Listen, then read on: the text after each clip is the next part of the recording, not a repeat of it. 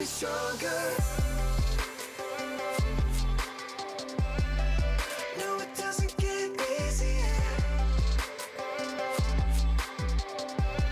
So show me how to get stronger, stronger. Don't expect it to get easier.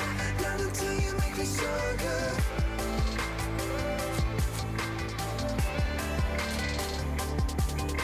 Makeshift happiness.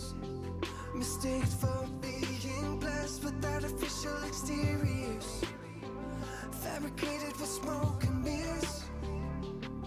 We can never reach new heights without obstacles to climb. No getting there isn't effortless.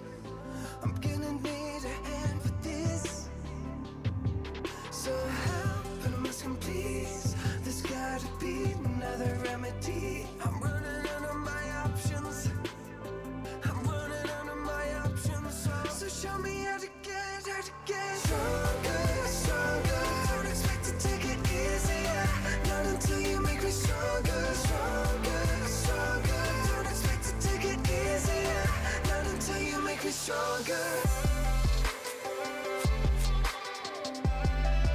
No, it doesn't get easier.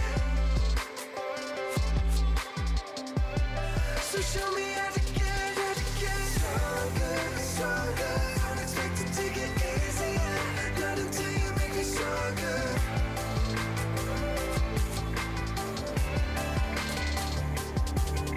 I'm gonna break through even if it hurts. So on no medication, it just makes it worse. Cause if I'm numb to freedom, I'll never come through. If I'm comfortable, no, I'll never leave this room. I'm gonna break through even if it hurts. So on no medication, it just makes it worse. Cause if I'm numb to freedom, I'll never come through. If I'm comfortable, no, I'll never leave this room. No, it doesn't get easier. No, it doesn't get easier. So show me how to get stronger, stronger. Don't expect it to get easier. Not until you make me stronger, stronger, stronger. Don't expect it to get easier. Not until you make me stronger, stronger, stronger. Don't expect it to get easier. Not until you make me stronger, stronger, stronger. Don't expect it to get easier. Not until you make me stronger. Coming to us out of the sky. The Morning Invasion Radio. with Dex and Steve-O on Star 88. Entertainment, information, and cheer. I suppose we should get going. Let's go. 10, 9, 8, 7, 6, 5, 4, 3, 2, 1.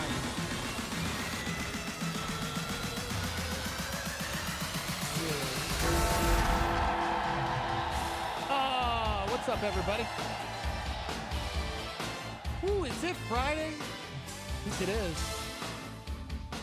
TGIF. What's going on, guys? July 27th. Dex and Steve-O. What's going on? Just living the dream, bro. You living the dream today? It's Friday. So excited to be here. That's right, everybody. That's right. Welcome to it. We're live on Facebook and YouTube at Star 88 FM. You can also be a part of the show. Phone lines are open. 505-338-3700. Yeah! Man, thunder was crazy. The lightning was insane last night, right? Yeah. That was one of the best lightning storms ever. Absolutely loved it. We were cooking burgers, and gosh, I was scared to death I was going to get struck by lightning. Dude, our sister station, 1071, is still off the air. Oh, she got lightning, hit, huh? Caca! Woo! Yeah. So, Yeah, cray, dog. We've talked years ago. Buck and I talked to some people that have gotten struck by lightning, and they said it's the worst thing that could ever happen to you, like pain-wise. Yeah. Because I was thinking you probably wouldn't feel it because you'd either be dead or you just get knocked out, right? Yeah. And then wouldn't remember. No, you remember it. Yeah. If you live to tell the tale. Getting electrocuted is no joke, man. Gosh. When I got tased, oh my gosh, it's still hands down probably the worst. I don't know if I could say it's the worst pain I ever went through, but it was up there. I think getting my knee drained. My knee swelled up when I broke it and got water in it, and it was just huge. And so they had to take this giant needle and drain the water out of it. That might have been the worst pain I've ever gone through. Yeah. Yeah. And a broken heart's number one. Okay. It's the worst pain. We'd rather have physical than a broken heart. Just kidding. No. I wonder. I wish there was a. Is there a machine that can test your your pain tolerance? I've always wondered where I'm at on that scale. Yeah. That's a weird question. Right? Like, I wonder. Do you freak out when you get hurt? I did when I was younger, like in high school, when I would sprain my ankle. Mm-hmm. See, I don't know, because I was such a baby. I think we learn how to handle pain differently as we get older because of maybe through traumatic events or experiences, times in life. Yeah. I also think that there's different things that play into it. Say you break something, your body naturally will like kick in endorphins here, do things to like try and or you'll just pass out. That makes sense. Pain tolerance Machine. test. Boom. High pain tolerance. How to measure and increase your pain tolerance. See? Let's do this, bro. Yeah, man. It's like having the serum to a poison. Yeah, man. Let's do this. Pain comes in many forms. Whether from a burn, a joint ache, a throbbing headache, your pain tolerance refers to the maximum amount of pain you can handle. This, by the way, is different from your pain threshold. Oh.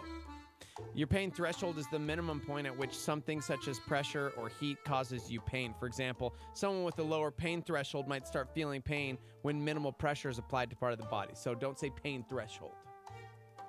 Pain tolerance and thresholds vary from person to person. They both depend on complex interactions between your nerves and your brain. You got that?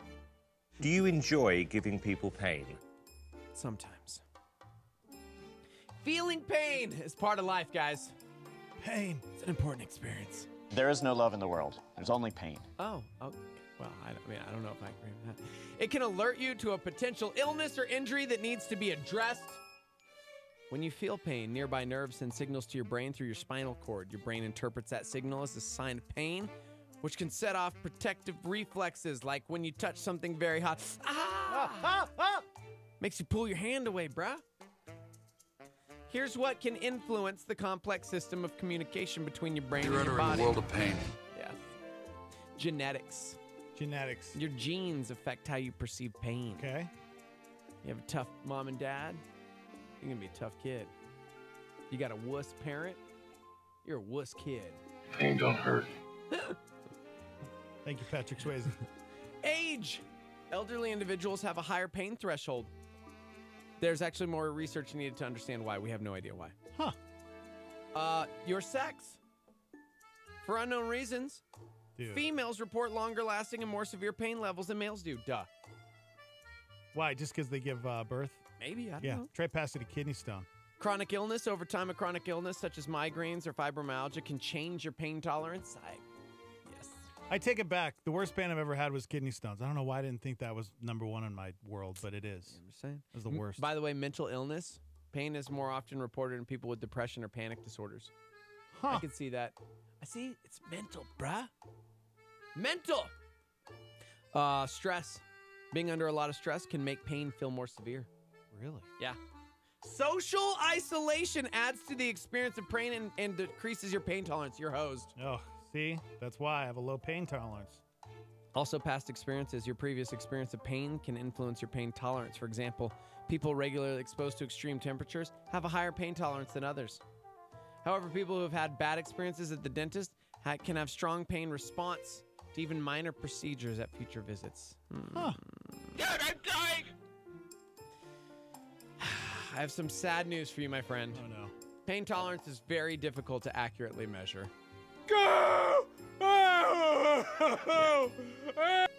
Would you like some of the methods scientists have come up with to test your pain tolerance? Sure, go ahead. Give me a couple. Dolorimetry. Yeah, dolorimetry. What is that? Dolorimeter. Does that involve a DeLorean? It's an instrument to assess pain threshold and pain tolerance. Sure. They apply heat, pressure, electrical stimulation to parts of your body while you report your pain level. That's dumb. I still have a hard time. Every time I go into my doctor, it's like, what's hurting today? And I'm like, well, here and here. On a scale of 1 to 10, can you describe it? Is it tight? Is it achy? Is it... Yeah. Like, I guess. Wonder if there'll ever be a device in the future where you can take someone's pain away. Let's say your child is going through severe pain. Pain is important. I get it. You know what? You're right. Like, you need pain. Earlier, we were mentioning the fact that, like, you touch something hot and your brain goes, ha! And you move your hand away. Yeah. If you didn't have that, it'd be like, and now you're sizzling your hand off. Is there certain kinds of pain that you would want to take away? You know, when your kid gets sick or he's hurting, you're like, I wish I could take away your pain. Heartbreak. But yeah, that's also good. You got to go through that too. Yeah, because then you learn. Because if not, yeah. When we were younger, we wanted to die. When we got our heart broken when I was like 18, I wanted to die. I just want to die. I can't take it. Now it's like, okay, well, just another broken heart. Live and learn. Yeah. Yeah. What? That's an interesting question. I don't know that I would. You wouldn't want to maybe, take your maybe a level of pain. Maybe like bring it down a notch because sometimes it hurts, man. What if Brody was sick, and you could take away that cold or the flu? Oh yeah, like of course. Take it upon yourself. Would be my mutant ability. Absolutely. Well, because Brody was sick for years. Yeah. And that was awful. And that's all I ever thought was, Lord, can you just give it to me? Can you do something? I will take this. Give me this burden. Yeah. Because it was awful to see. So, yeah. But you're right. Physical Sometimes pain. we shouldn't. Right. We shouldn't take away their burdens. Yeah. Take away the pain. Mm-hmm. They got to ride it out. Yeah. Just ride it out, dude. Ride or die, bro. Tell me that. Just ride it out, bro. Thanks, man. I will. You got to ride or die. That's so true because if you don't ride, you will die. You'll succumb to it. Yeah. You'll allow yourself to, like, get so emotional that you'll be a dumb. Right. Yeah. You know, I'm very thankful that I had such amazing parents because, especially my mom, she always gave me such great advice, and it was, you're going to be just fine. Ugh. And you know what? She's right. Yeah. Much as you hate to hear that. Yeah. Because sometimes it's good to be comforted and, you know what, just listen. But my mom, I don't know. You're right. It's going to be just fine. You just got to push through. You want to know how you can increase your pain tolerance? Yes. I've got ways, bro. Yoga. Ooh, yeah. Hot that was yoga. number one on the list. Is it hot yoga or just yoga? Yoga mixes physical postures with breathing exercises, meditation, and mental training. A 2014 study found that people who regularly practice yoga tolerate more pain than those who do not. I get that because when I'm at the doctor, like needle, whatever it is, it's always just breathe. Don't forget to breathe. Whatever I'm doing. Maybe back when I was getting tattoos. Dude, just breathe. Just breathe through it. Just focus on something else and breathe. Yeah. And it changes your... No, that's true. Yeah. Yeah. Participants who practice yoga also appear to have more gray matter in parts of the brain related to pain processing, pain regulation, and attention. Huh. I wonder if that's, because they always say, clear your mind. Clear your mind. Maybe they can like tap into the Matrix and take away the pain. Maybe. I was just talking with our boy Paul about that movie last night. Yeah. Movie's still so good. Aerobic exercise. Aerobic exercise raises pain tolerance and decreases pain perception. One study found that a moderate to vigorous cycling program significantly increased pain tolerance.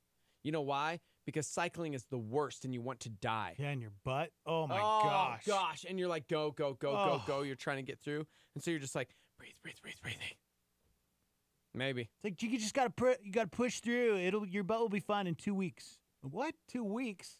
Okay. Vocalization of pain, bruh. What does that mean? It increases your pain tolerance. A 2015 study had participants do the cold presser test. That's where you stick your hand in like the bucket of ice, right? Oh, to see yeah. pain tolerance. Mm-hmm. Some were asked to say, ow, As they submerged their hand while others were instructed to keep silent, those who vocalized their pain seemed to have a higher pain tolerance than those that were silent. Wow. Yeah. That's a girl getting tased. Okay. Creating vivid images for your mind also increases your pain tolerance. This is weird. Next time you're in pain, try imagining your pain as a red pulsating ball, then slowly shrink the ball in your mind and change it to a cool shade of blue. This is starting to get a little weird. Very hippie. Yeah. Yeah, I don't know about this. Yeah, I'm fine. I think I have a pretty high pain tolerance. Okay. I think I'm fine. Maybe. I don't know. People have also imagined that they're in a nice warm bath. You picture your body relaxing, whatever imagery you use. It can be detailed as possible for maximum benefit, but that's what they tested in people in hospitals. You just close your eyes and you're like, I'm in a bathtub. What's the worst pain you've ever gone through? Heartbreak. Besides heartbreak, like physical. None. None? No. Man. You've never really experienced No, I've any experienced pain. I'm just saying nothing like heartbreak, bro. Although, for real, like...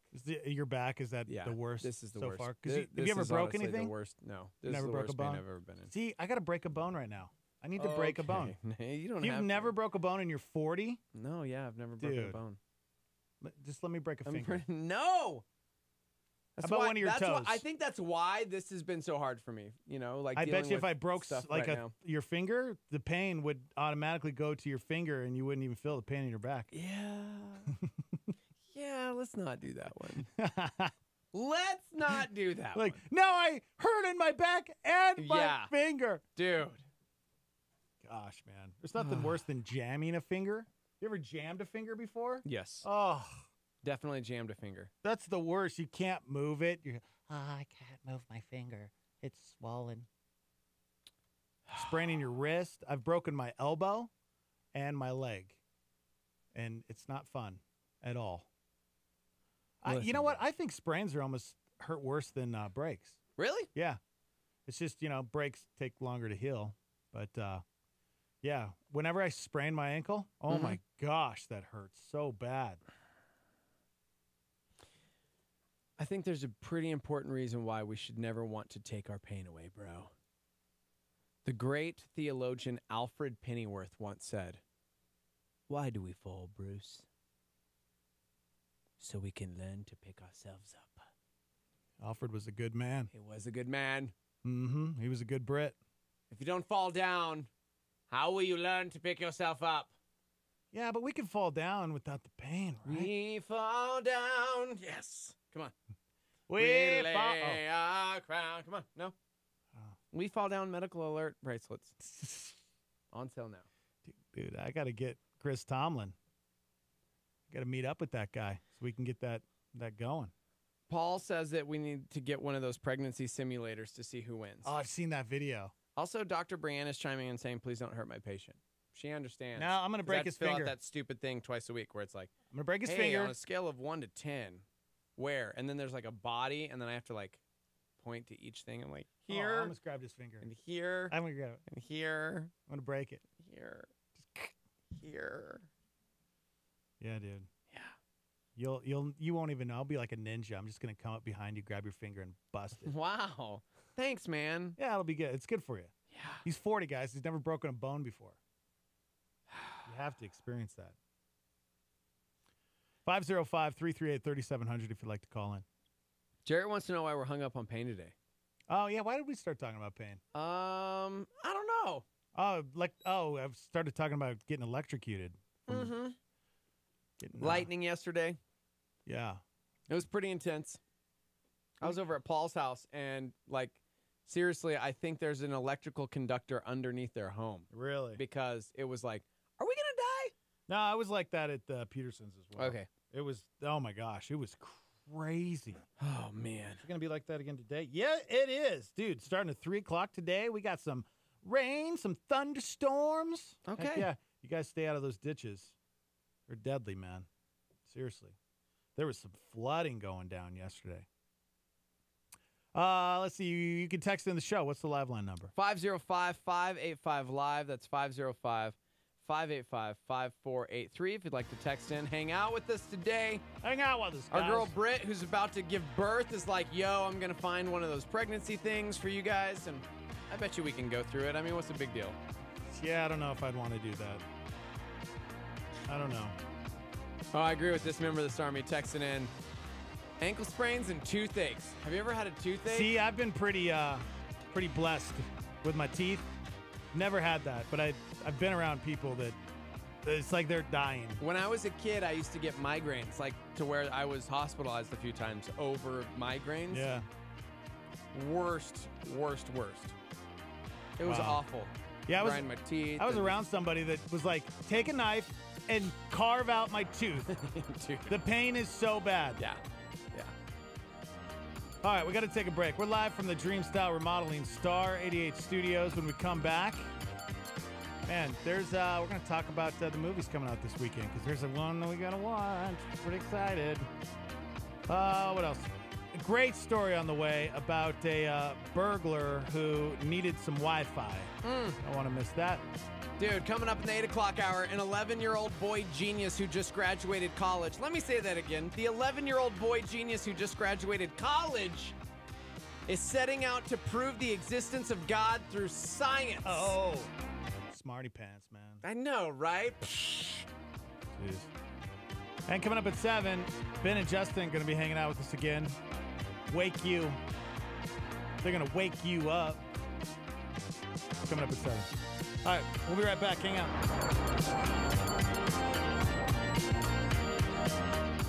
A recent survey found that Americans are becoming less content. Skip Heitzig asks, where's the joy? There's a difference between happiness and joy. Happiness is vacillating, joy is fixed. You can be going through horrible, unhappy circumstances and yet have joy. The source of joy isn't a thing, it's a person. One of the most infallible signs of the presence of God is joy. It is an unmistakable badge of divine ownership. Hotspot. Here's a smoking hot point from Skip. You see, a joyful believer is a beautiful believer. It's attractive when somebody has joy, authentic, real joy, not the fake plastered on stuff that so many people carry around, but the real stuff.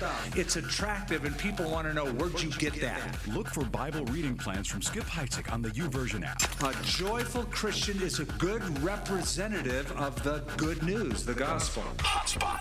On Star 88, Robert Morris brings us this PowerPoint. If you weigh 125 pounds, you have 45 teaspoons of salt in your body. Just think about 45 teaspoons already in your body.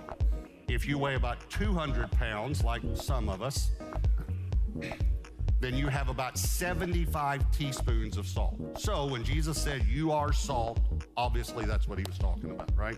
Of course not. He was talking about salt as an influence. It's an influence. You might not know this, but salt is mentioned more in the Bible than you might think. Even in the Old Testament, this is going to shock you, but when you gave sacrifices, and you know sacrifices were in the Old Testament, all through the Old Testament, you actually had to season every sacrifice with salt. A PowerPoint with Robert Morris. This is Star 88. Abraham Lincoln reminds us, remember that some things legally right are not morally right. Star 88 with a solar flare.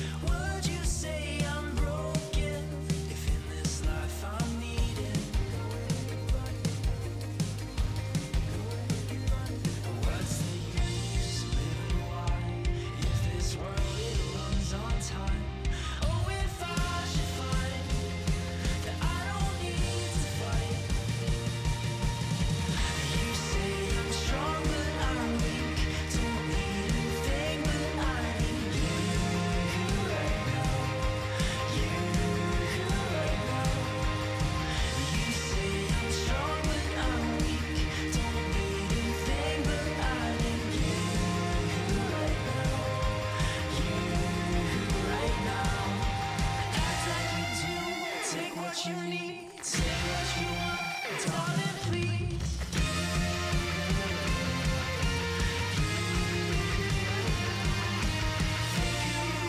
Say what you please, call what you choose, who will it be?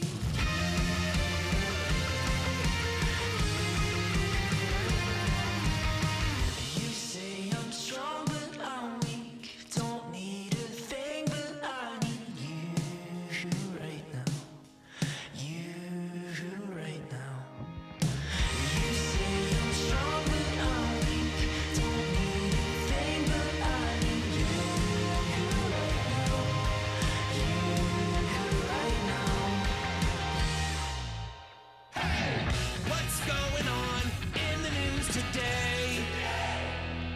Michael Cohen claims that then candidate Donald Trump knew in advance about the June 2016 meeting in Trump Tower in which Russians were expected to offer his campaign dirt on Hillary Clinton. Weeks of triple-digit heat fueling massive wildfires to the west. Thousands forced to evacuate. Beginning August 1st, Americans will be able to download instructions for making guns on a 3D printer. American Airlines says it will soon allow passengers traveling in basic economy to bring aboard a carry-on bag. Facebook suffering the largest one-day loss of any company in the history of Wall Street. Shares down nearly 20%. The amount Facebook stock declined in market cap is larger than the entire size of McDonald's. The CFO of the Trump Organization, who has handled the family's finances for decades, has now been subpoenaed in the Michael Cohen case. A renowned cardiologist who has treated former President George H.W. Bush gunned down while riding his bicycle to work. Was likely targeted by his killer. Charlie, how your angels get down like that? Naomi Scott and British newcomer Ella Balinska are set to join Kristen Stewart in Sony's new Charlie's Angels reboot. What? They're going to do that again? Come on. Did you like the first Charlie's Angel movie that came out? With Beyonce? Yeah. No. You're talking to the wrong dude. I don't know, Because, dude. Because, dude. You have kind of weird taste at times. Yeah? A little bit. I mean, you don't like Vin Diesel movies, which is super weird. I saw Pitch Black like opening day. Did you? Yeah. You're right. That's his only. I saw good Fast movie. and the Furious opening day, like the first one in theater. You're right. He's the greatest actor of all time. No. Just kidding. No. No. Tom Didn't Cruise have to is, go bro. that- Oh. Tom Cruise is, which Mission Impossible's out. Mission Impossible 19 is out Yeah, today, guys. right.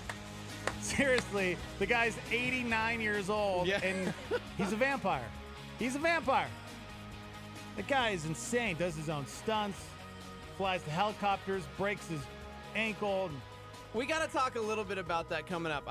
Because as we talk about like our craft, if you will, what we do, our passions, I'm not sure there's ever been an actor that cares more about his craft. Yeah.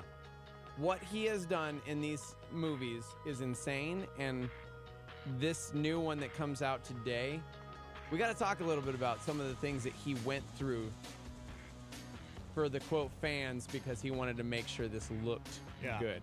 Yeah. I was blown away. Yeah, he's an alien for sure. He's a different breed Well, of he's got human. that weird alien blood that allows him to live till he's 200. That's right. He does, doesn't he? Yeah. Crazy. Welcome to the show, everybody. It is Friday, live from the Dream Style Remodeling Star 88 Studios. Thank you so much for being a part of the show, you guys. There's a big event at Real Life Church. It's August 12th from 9 a.m. to 12 p.m. They're giving haircuts, prepackaged / non-perishable food, school supplies, hygiene products, clothes for free. Their goal is to spread the gospel to our community by providing families in need with supplies as they send their kids back to school. That's right. School is right around the corner. More information, star88.fm. Coming up at 7, we're going to talk to Ben and Justin. Wake you. All right. Let's talk about this guy who, I don't really know the whole story, but He's an idiot, okay? I'm just going to say it. He's an idiot. When you're a teenager, you're an idiot. Does that mean to say? You can have idiot tendencies, yes. Now you're an idiot all the time. No, I mean... On Sunday, a couple in their 60s got woken up in the middle of the night by a burglar in their house. He was 17-year-old. There's no name. He was a 17-year-old guy. He had cut through a screen to get in. And the reason he woke up the couple, he was out of data. He needed their Wi-Fi password. This is unbelievable. Actually, no. No, this is totally believable. Totally believable. Gosh. Well, the couple called the cops. Duh. Chased him out of the house. Yeah. Police caught him a few minutes later, and they connected him to another burglary the night before where he'd also asked the people in the house if he could hop on their Wi-Fi. What? So did he rob them? It doesn't say, the couple in their 60s. It doesn't say that he robbed him. He said they just woke him up and asked for the Wi-Fi password. But I don't know if are they saying maybe that... I am a wingman and you are failing me as a pilot. Well, do you think that means... no, he didn't steal anything. It's literally the next line. Thank you. He didn't actually steal anything from any of the houses I he hadn't broke got into. there yet, bro. Give me a chance. Jeez. Pre-read the bleeping story. Okay, like you pre-read. Okay? Hypocrite. I didn't even get there yet. He didn't steal anything, guys. He didn't steal anything. He literally broke into these homes. But no, he did. To get the Wi-Fi. He was going to steal the Wi-Fi. Is that stealing if you're asking for the password? Yeah. No. Uh-huh. Maybe you should have just knocked on the door. Hey, man, I don't even have to come in. Is it good? Your router, is the Wi-Fi good enough right here in the front door? I just need to borrow some of your data. Wait a second. He did steal something. Oh, great. He was on a stolen bike. So the cops have him on 2 burglary charges and 1 theft charge. You're an idiot when you're 17. He broke into multiple homes to try and get a Wi-Fi password. Why didn't he just walk around neighborhoods looking for somebody who doesn't have theirs, password protected? Yeah, nobody does that anymore. Nobody does that anymore? I don't think so. Everybody's password protected? I think everybody's password protected. Remember back in the glory days when you didn't have to have the internet immediately because your neighbors all had it? Right. And you're like, I'm just going to hop on this. Right? Or, how about Starbucks or McDonald's? There's always free Wi-Fi there. Yeah, but it was 2 o'clock in the morning, right? Isn't that what they said? Yeah, it's true. There's got to be a place. I'm like, what's open at 2 a.m. that has Wi-Fi? Yeah, right? So stupid. I cannot believe this is a real story. I wonder why he needed more data. I mean, was there a reason? Was he trying to contact somebody? Was he playing Contest of Champions and his alliance needed him? Okay. I mean, there's so many different reasons why he could have needed the Wi-Fi. Also, here's the other question. It is 2018. Who doesn't have unlimited data? Who really still runs out of data? Well, this is my... Do you? Well, my mom... Sorry, my mom pays for... Gosh darn it. So embarrassing. My mom, she told me, we were talking the other day, and she got the unlimited data, but it's not really unlimited data. There's still a point where if you use this amount of data, they start charging you a ton. And it was like, what? That's not unlimited data. Yeah, that's because if anything that should throttle it, it just limits it after a certain amount of gigs of data usage. But yeah, so apparently I have unlimited data. No, that's not unlimited data. That's what they said. Oh gosh, Mom, I need you to let me know. Do I have unlimited data? Understand? Do I have unlimited data? Somebody said he's the Wi-Fi bandit. Yeah, for real, right? Yeah.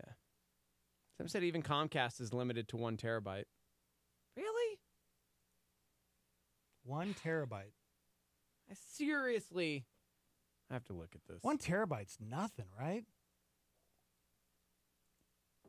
I mean, My terabyte? Xbox One has 1 terabyte of room. Yeah. It's not very much, dude. Okay. I can That's store like 8 games. 1,000 gigs. Oof. That's not a very terabyte. much. I would probably Tera. use, when I stream a show on Netflix, I could probably get through 30 minutes of a show before I waste a gig. What? Right? Isn't that crazy? That is crazy. I know these things, guys. You and streaming services, man. I know these things. Well, I'm glad you at least have it at home so you don't have to break into other people's houses to borrow their Wi-Fi. Yeah, but the Peterson's Wi-Fi is terrible, especially in my room. I've been asking them. They need to get a better, they need to up that signal because it's just not reaching my room, and I can't live like this. Wow. Gosh. Wow. Kid needed to ride his bike to like Denny's or somewhere. They have the free Wi-Fi there at Denny's? Yeah. Okay. Somebody says, this guy doesn't have unlimited data. Only people who make the big bucks get it. That's not true. Trying to think I've ever been in a situation where I ran out of data or my phone died because it's kind of the same thing. And if you don't have Wi-Fi, it's like you can't really use your phone. And I needed it. Have you? Have you ever been in that situation where you just, oh my gosh, I need... Maybe in the 90s. I know, right? Oh, no! It's like 25 cents a minute right now. It's peak hours. Right? You're like staring at the clock, waiting for 5 o'clock to hit. Ah! Oh my gosh. Somebody says my house hit a record of 2,800 gigs used. That's insane. Somebody else said when my child streams day and night while out of school, we have to watch our data usage. I have never... Great. Now I have to go look. Go look at how much... Where do I go to find that? Where do I go find that on my phone? We did that one time, and I was seriously... Blown away by how much data you use? No, you. Oh. You. Where do I go to get all that? Do I go to phone, cellular? Guys, I don't know if I want to do this. Where do you go to get all that info? Cellular data? Current period? Ooh. Current period. Oh. Okay. Where are you at? Not nowhere. How much? 88.2 gigabytes. Oh, you need to get another gigabytes. It'll be 88.3. Star 88. Oh, okay. Sadly, I won't be able to get there because I'm at 168. So that's how much we've used? I guess so. We've used that so far? Also, if you have like a Comcast or Xfinity, I guess that app shows your data usage as well. Oh. So you can see how much you're using at home. Great. Now I'm going to need to go see that because the Jeter Boys, summertime, Fortnite. Yeah. Fortnite. Yeah, on my phone, 168 gigs. Is that a lot? Did it just start over today? Is that how much you've used just this morning? No, man. There's practical steps you can take. Like, hey, I know I'm going to rock this record on my way to work today, so I'm going to download it at home on the Wi-Fi. Right?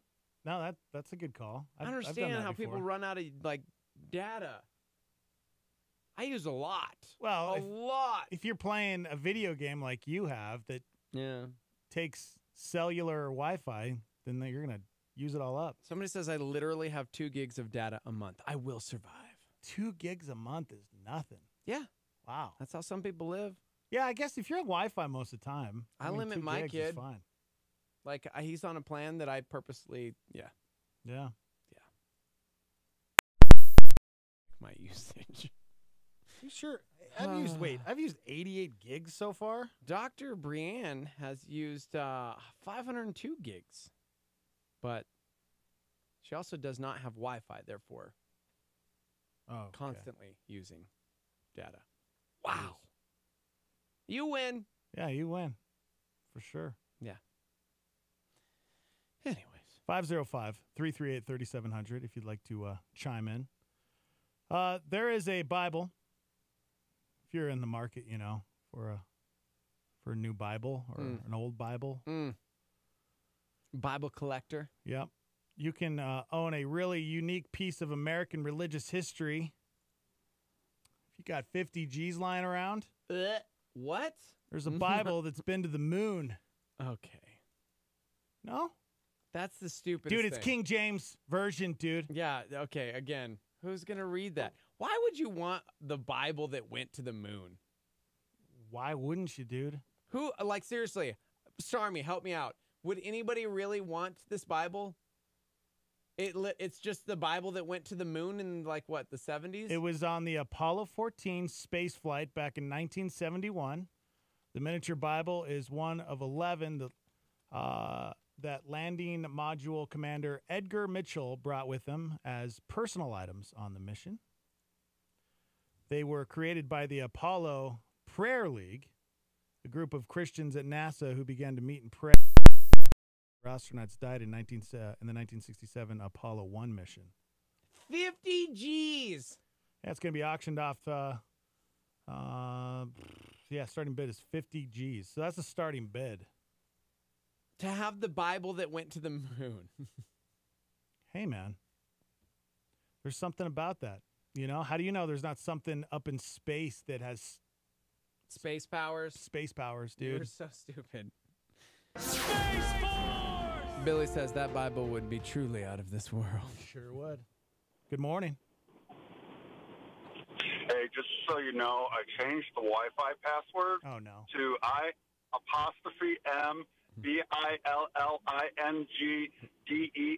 Ah. I am Billing Dex. No, it's I'm Bill and Dex. It's like, yes. Wait, can I write that down again? What is it? Was it again? I dash what? I_M, capital B, capital B, capital I, capital LLING, lowercase see, it is Bill. DEX. I'm Billing Dex. And the Wi-Fi is fine. You know what? We got the strongest Wi-Fi in the neighborhood. Yeah. You know what we have to do now at the Petersons? Yeah. We have to watch 90s sitcoms. Oh. Yeah. Yeah. He got rid of Dish, and now it's like, gosh, man, we got to... He bought an antenna for like $10, and we have to scroll through these channels that nobody watches anymore. Your parents are mean. We watched Home Improvement yesterday, and he was like, "Oh my No. gosh!" No. What? Yeah, Home Improvement's awesome. We're flipping channels, and we land on Murphy Brown. Oh, I like Murphy Brown. Oh, he You lost wanted his to mind. watch Murphy Brown. Dude, you know who else wanted to do that yesterday? Chrissy, oddly enough.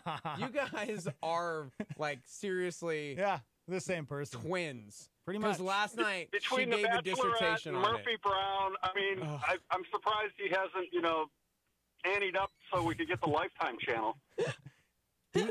Are you thinking about it? Are you thinking about getting the Lifetime channel? Oh, man. I could probably pitch in a couple Thank you bucks. so much for taking in this man-child. Yeah, if you could upgrade that Wi-Fi, it's just not the signal is just not getting right down in my room. It's spotty. It's super spotty, dude.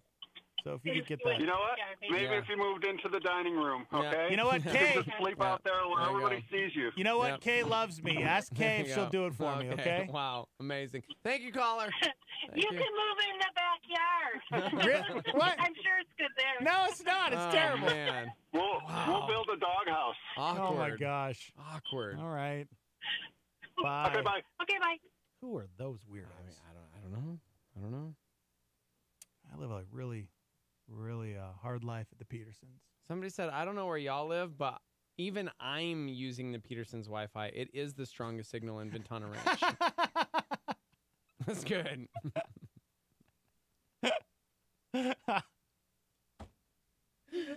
I want to talk about Bill right now so bad because he's the greatest. He's a hoarder. Oh no. He's become Kay. I'm going to talk about Bill, and I know you're going to appreciate this. I have good news though. Hold on a second.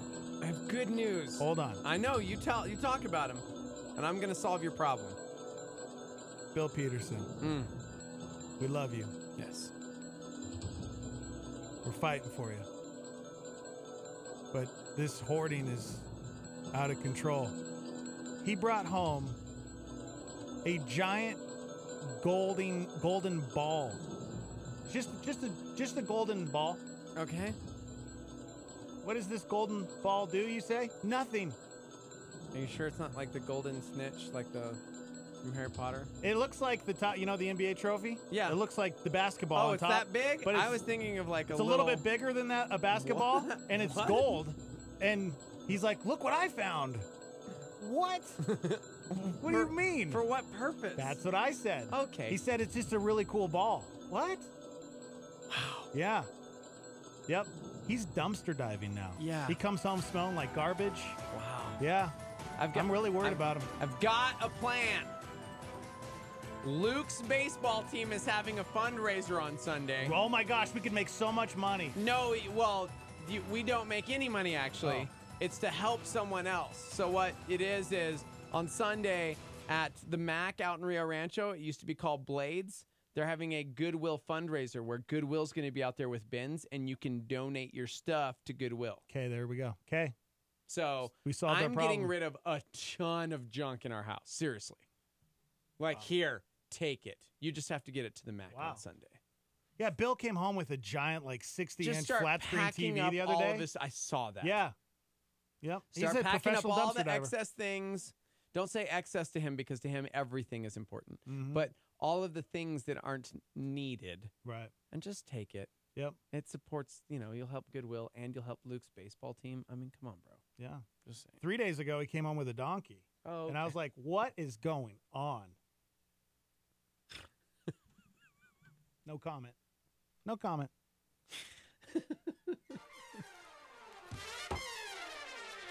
Yes. Woo! Pray for Bill. All right, big show today. Sam Swan going to be joining us at 8. The Schwan. You guys can chime in. We're hanging out on Facebook and YouTube Live at Star 88 FM. You guys can chime in. All right, when we come back, I think we got Ben and Justin. They said they were going to come in today. Right. So, Hood Haps. We'll tell you about something really cool happening right here in our community. We're live from the Dreamstyle Remodeling Star 88 Studios. We'll be right back. Hang out.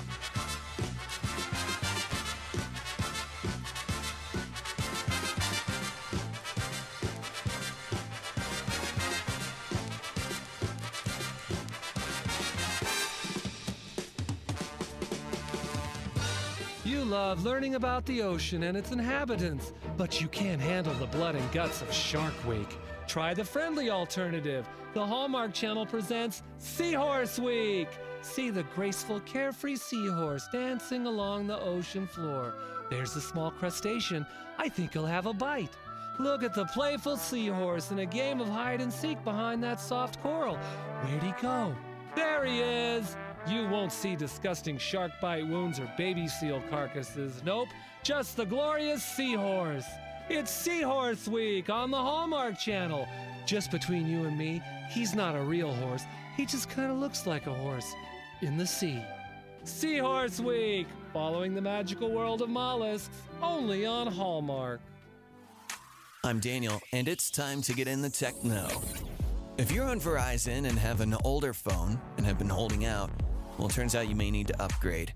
Verizon will no longer allow activation of phones that don't operate on their 4G Voice over LTE network, or VoLTE.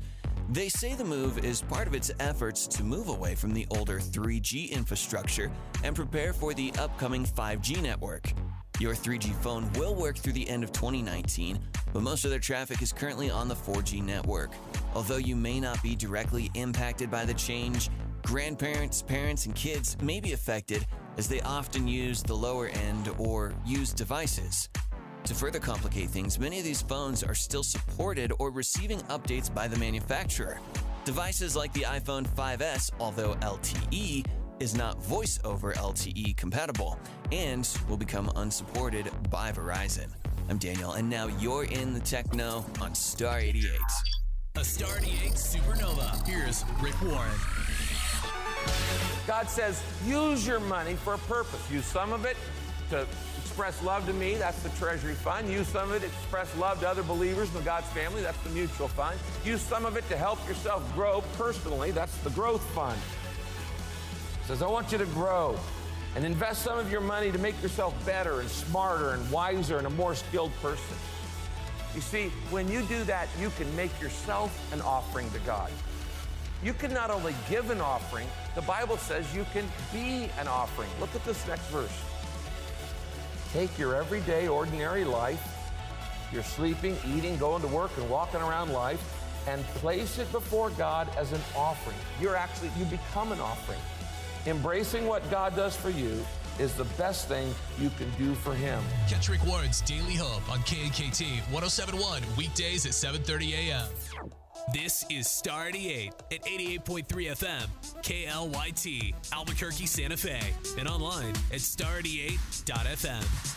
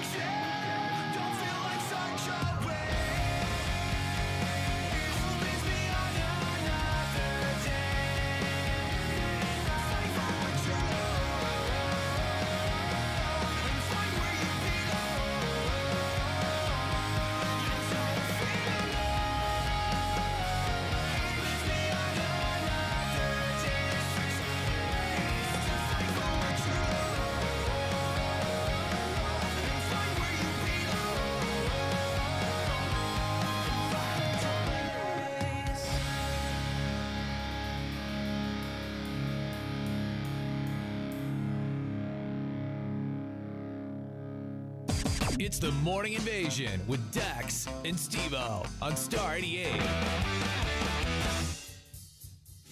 Well, good morning, everyone. Welcome to Hood Hats. You know, we have a lot of cool stuff, some great stuff going on in Albuquerque.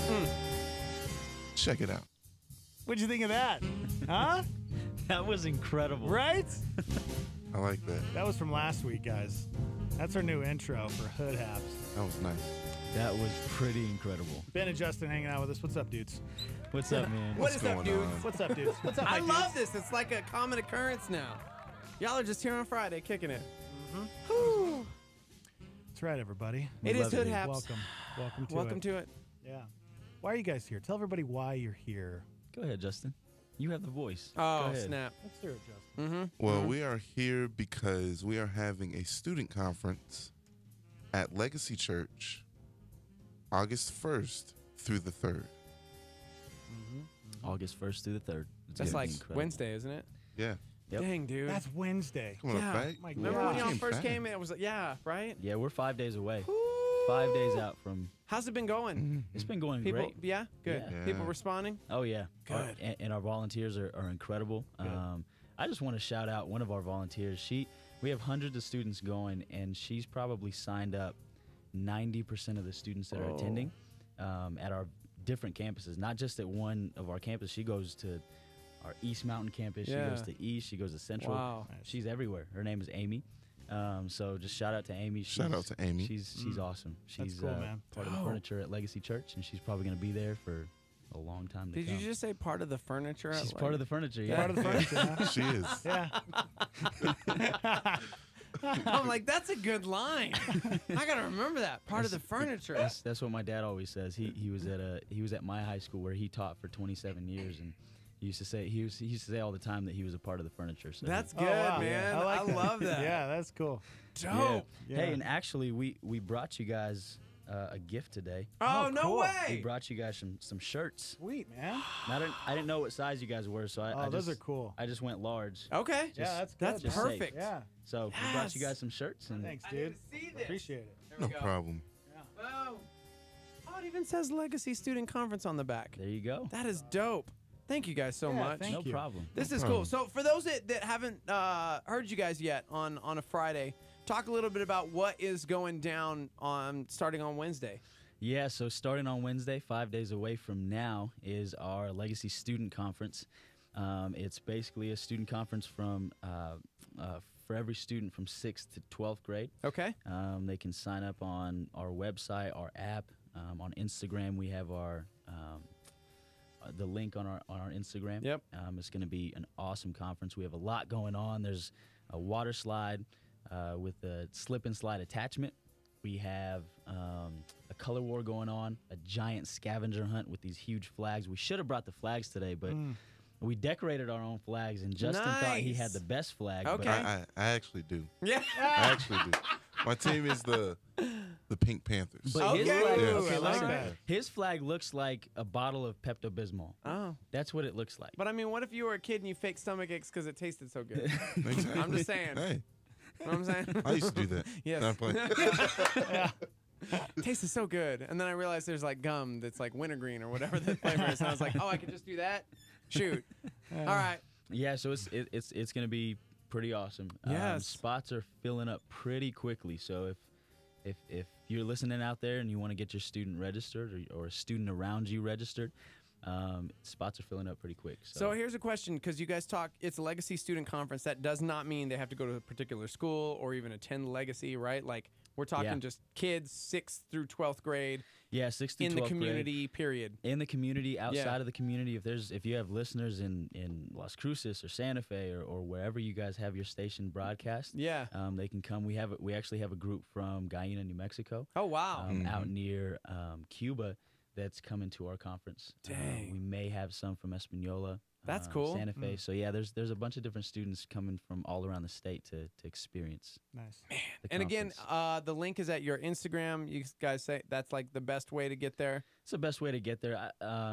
Our app is pretty easy too. If you Okay. download the app, it's pretty easy to get to. And it's just search Legacy Church in the App Store. Yep, just Okay. search Legacy Church and Word. Legacy Church ABQ, Legacy Church NM. And I love that it's cheap, because we talk about this, like these student conferences where sometimes it can get like kind of pricey and you've got like all the crazy stuff going on. Y'all still have like all of the crazy stuff going on, but it's what, $10? Yeah, Yeah. yeah. Dude. Still have all the crazy stuff. Still have all the energy. And Yeah. food.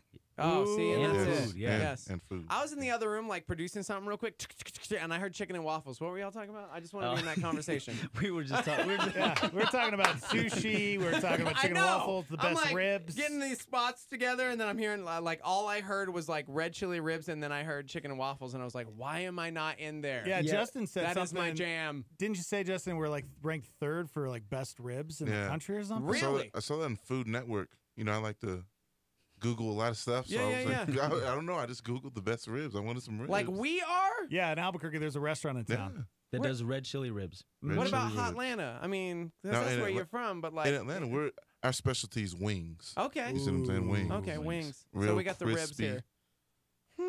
Just amazing. What's the juicy place we wings. went to in Birmingham, Justin? And Alabama, Tell huh? them what you tell them what you ordered, and how you ordered it. Well, we went up to the Zaxby's. Okay. All right, Zaxby's. I got me some wangs and things. Some wangs and things? Wangs and things. Not kidding you. That's exactly how he ordered it. It was funny because we went there, and like my voice changed. I don't know what it was. we're riding in the car, and then I rolled the windows down, I played some country music, and I'm looking at Ben. I was like, man, it don't get no better than this, Ben. No, and Ben was looking at me crazy. That's good.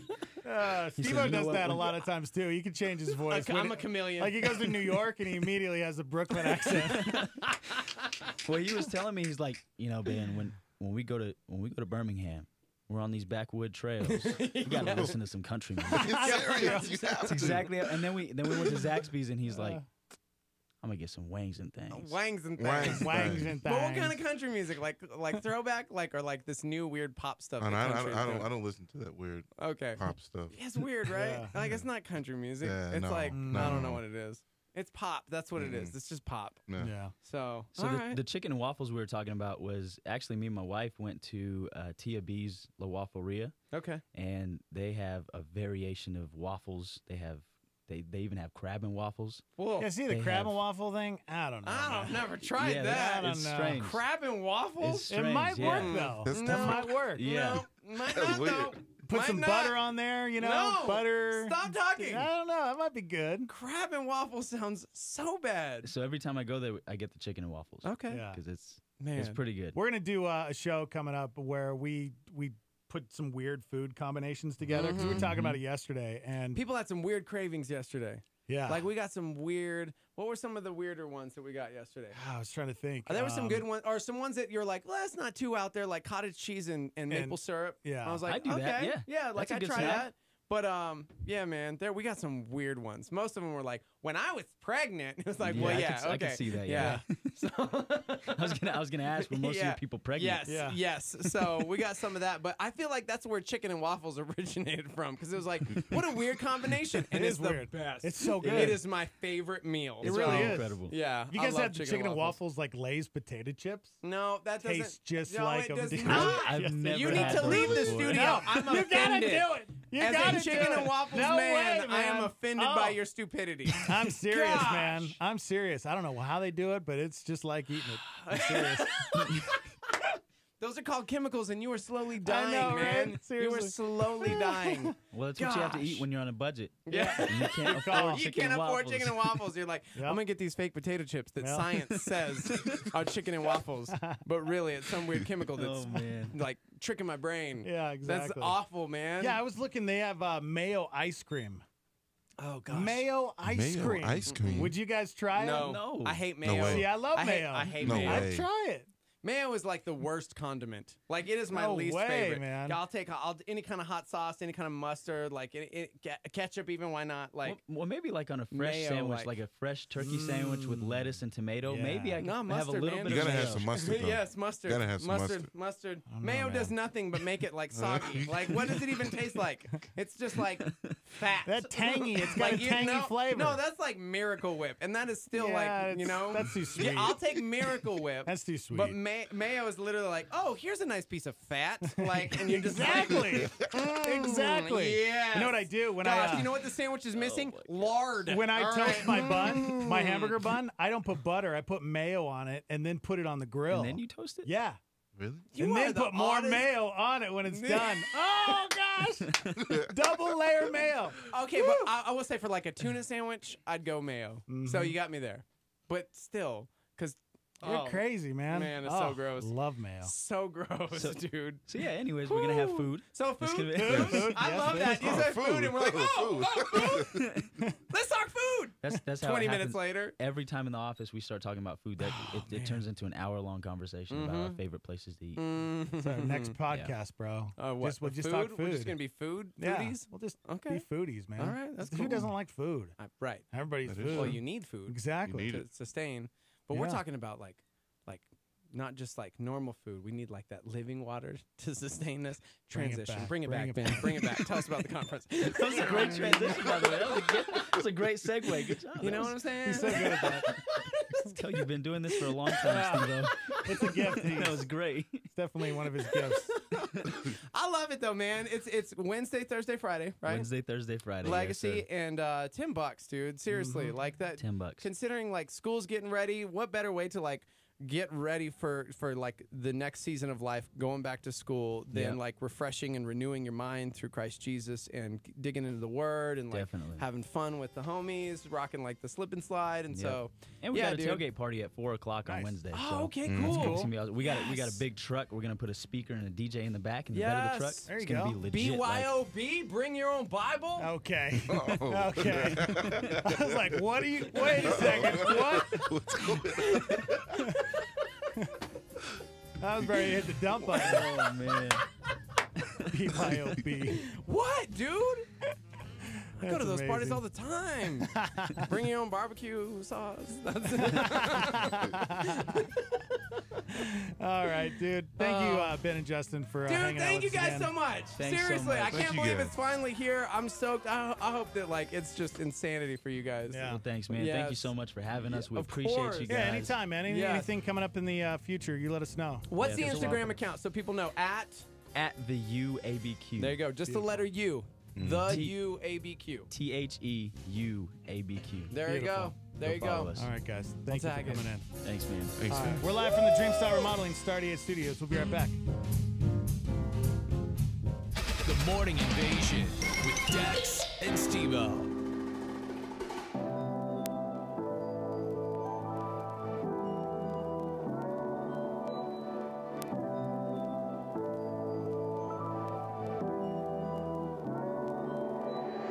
One, two, three, 1, 2, 3, 1. Over and over again. Going right back to the start, starting from where we begin.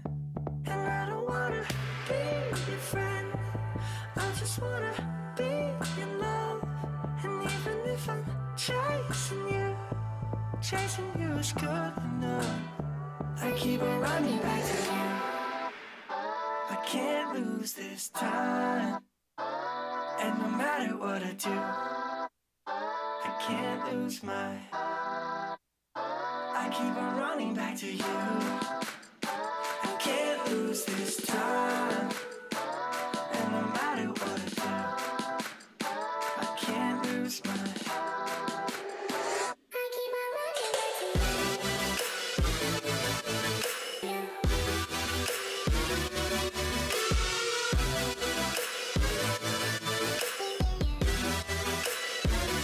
I try to fit you in a box with a little bit of passion, but because you won't fit, I throw a fit and I leave you alone. And I don't wanna be your love, and I just wanna be your love. And even if I'm chasing you, no matter what, I keep on running back to you. I can't lose this time. And no matter what I do, I can't lose my. I keep on running back to you.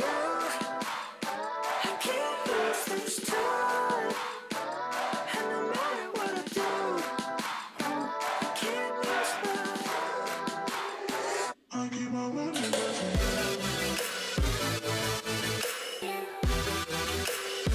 I keep on running back to you.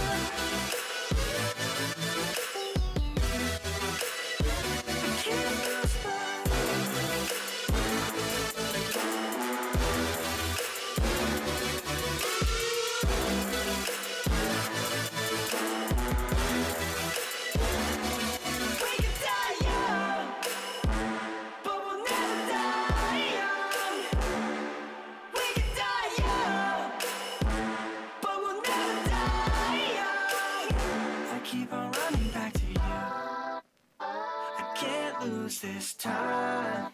And no matter what I do, I can't lose him. I keep on running back to you. I can't lose this time. And no matter what I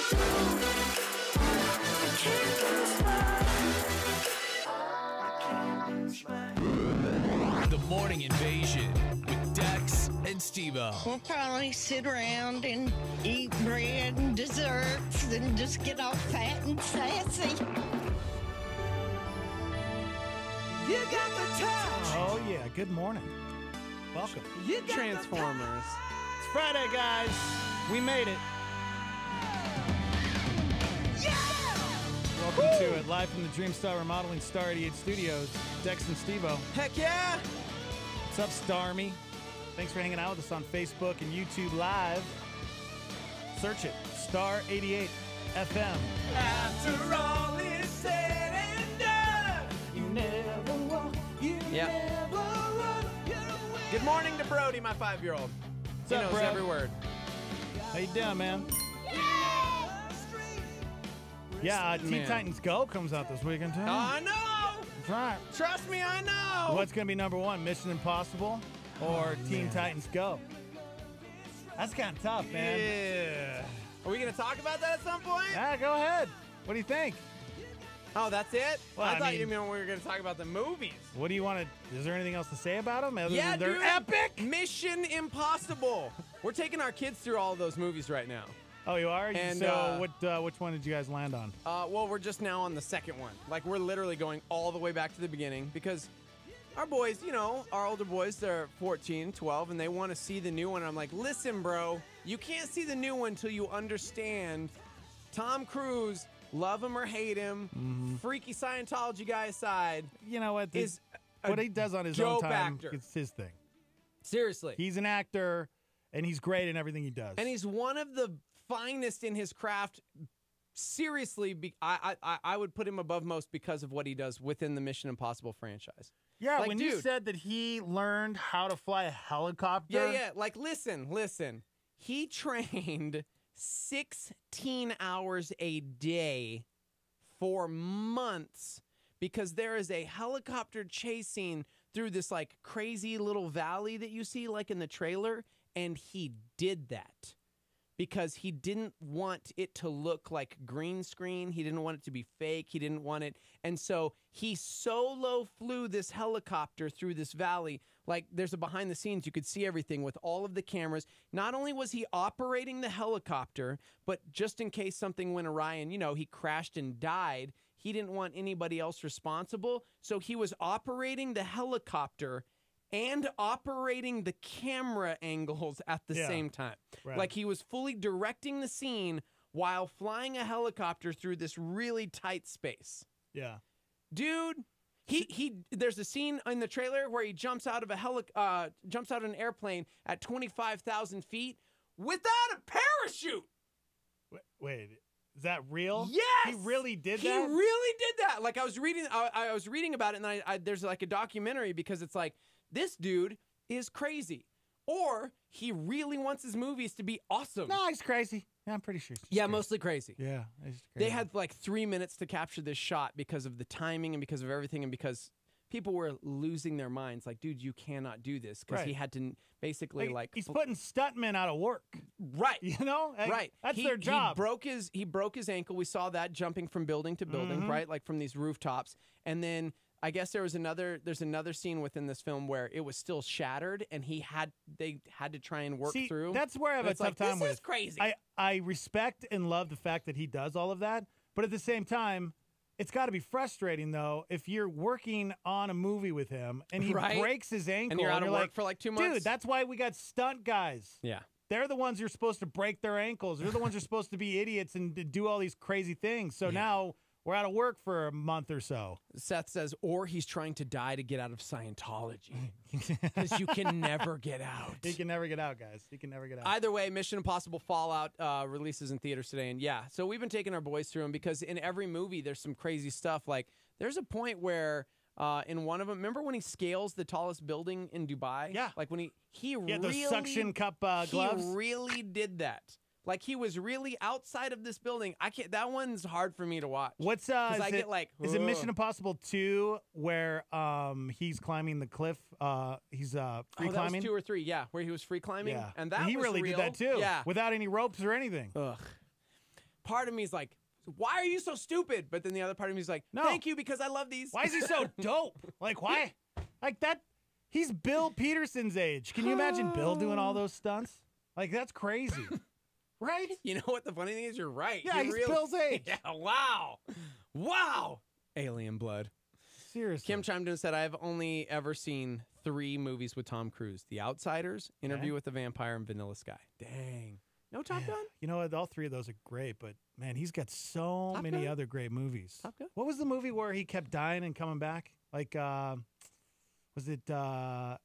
It was a sci-fi movie where he would. Oh my gosh. Die. They had to like They changed the rename name, it, right? 'cause it was Edge of Tomorrow. Yeah. And then it And was then, like like- Live, Die, Repeat or something like yeah, that. which is that's weird. And I wasn't expecting much from that one. And that was good. Man. It's a good movie. Yeah. But again, he this is the 6th installment of Mission Impossible. And Is it? Did they say it's gonna be the last? Because I hope not. I mean, I don't know. I sometimes I like that they don't tell you because it's like I don't want to know. Yeah. You know, especially if he's in like some situation. It's like he could die. You're like, well, no, because they're putting out Mission Impossible 7. Yeah. So, he seriously, at one point. Oh, sorry, Siri. I said seriously, and everything went nuts. He pulls off a corkscrew dive in a matte black Airbus H-125 helicopter with mountains on all sides of him. And because he's insane, he actually pulled this off himself. There's seriously a corkscrew dive where the helicopter is going down that he navigated in real life himself with no cranes, no anything, him just piloting a helicopter. Guys, everything you see in this movie is real. But one thing that is commendable is the fact that I was reading about it, and he really did. He trained 16 hours a day for 2 months to receive his helicopter pilot license. For 16 hours, that's all he did. Every day for 16 hours a day for 2 months to train to become a helicopter pilot so that he could navigate this. Because he wanted it to be real, because it was like, technology kind of takes away. He says it takes you out of the moment. I wanted you to be in the moment with me. And so, yeah. And he really navigates all of it. He's navigating the helicopter and he's navigating the cameras at the same time. That's one thing we forget. Sometimes these actors, that the preparation that it takes to get into a role for these movies are insane. You know? Like the whole putting on muscle and then losing weight. When actors do that, when they get down to basically nothing, like death, that's insane. But they do it for us, for the fans, for the role. Yeah. It's crazy. It is crazy. But I mean, again, on the outside, all we see is the glamour and we go, dude, you know what I mean? When we start comparing our lives, it's like, if only I this or that, and we don't see, it takes a lot of work. Like for Luke, he's 12. He loves the game of baseball. That's what he wants to do with his life. He wants to play baseball. And I'm like, okay, cool. Beyond just the normal practices, like, what are you going to do to achieve that goal? Mm-hmm. Like, how much work are you willing to put in really? Yeah. How often are you training? How often are you, because all we see are the victories and the glories from these like major athletes or movie stars, but what we don't see is like the hours upon hours upon hours of work that they put in to like hone their craft or to better themselves in whatever it is that they've done. And like, it's commendable to me to see stuff like that. Yeah, 10,000 It's hours to amazing. master something. That's what they say. 10,000 hours. Yeah.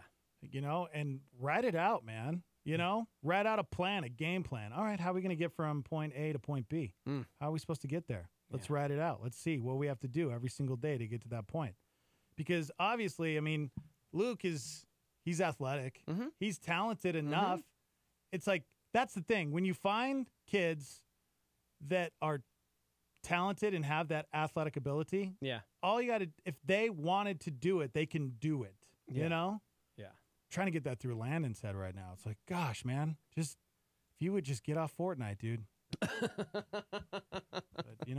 that's what he wants to do. Yeah. I don't know. Our boy Jarrett has a question. Yes. Why do they keep calling these movies Mission Impossible? Like, They keep completing the mission, so they're not really all that impossible. That's stupid. Another movie coming out, Teen Titans Go. You know what? I think it's going to be tough to try to pick who will win. I'm going to say Mission Impossible is going to be number one at the box office. It's Tom Cruise. But I don't know, man. People are going to take their kids, and that might be my favorite cartoon of all time. My entire family is like losing their minds to go see this movie. We'll probably see Teen Titans Go before we see Mission Impossible. Yeah. But it's niche. I don't know. Who's going to win? I think, Mission Impossible, I'm going to say. What say you? Yeah, probably Mission Impossible. Probably Mission Impossible. Yeah. It'd be really cool if Teen Titans Go won, though. It's got Henry Cavill. Come on. It's got Superman in it. Yeah. Pretty dope. Yeah. All right, we got to take a quick break. We're live from the Dreamstyle Remodeling Star 88 Studios. We've got a story coming up about a DMV worker who got busted recently for spending more than a year on the job sleeping. Oh, okay. You guys can chime in. We're on Facebook and YouTube at Star 88 FM. We'll be right back.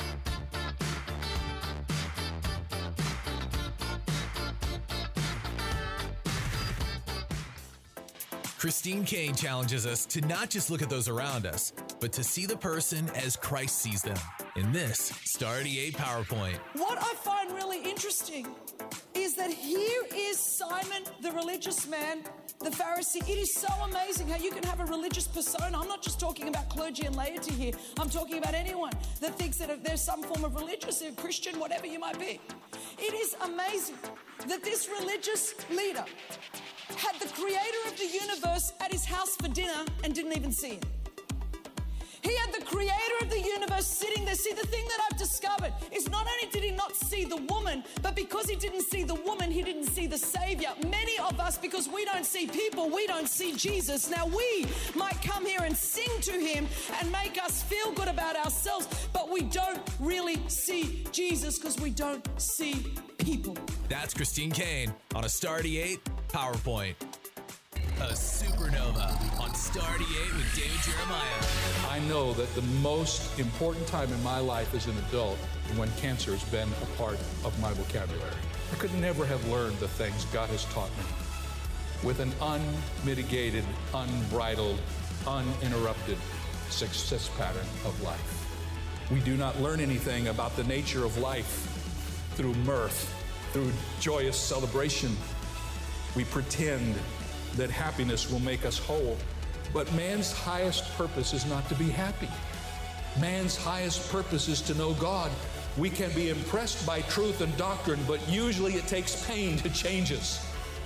A.W. Tozer said that God cannot use a man until he has hurt him deeply. Great men and great women are shaped by pain. Turning Point with David Jeremiah. Don't miss it on our sister station, KNKT, weekdays at 11 a.m. on 107.1 FM. A solar flare from David Jeremiah. Truth is true whether anyone believes it or not.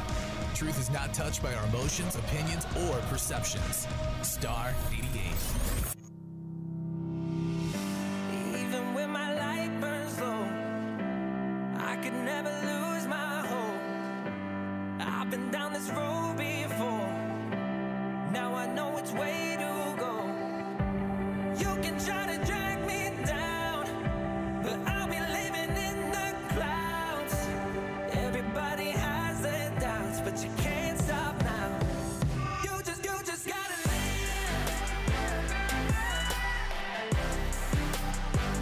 You just gotta live. You just gotta. Yeah. I want it like I need to breathe. Yeah. Make it clear like I need to see.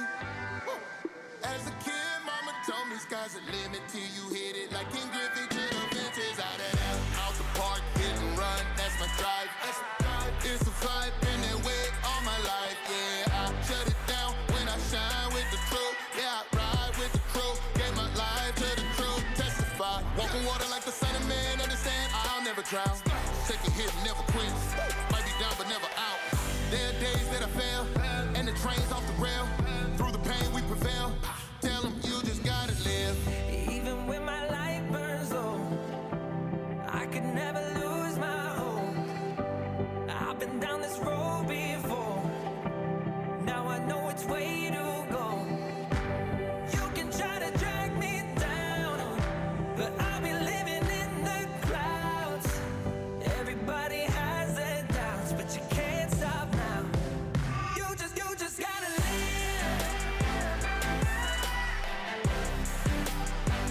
You just gotta live.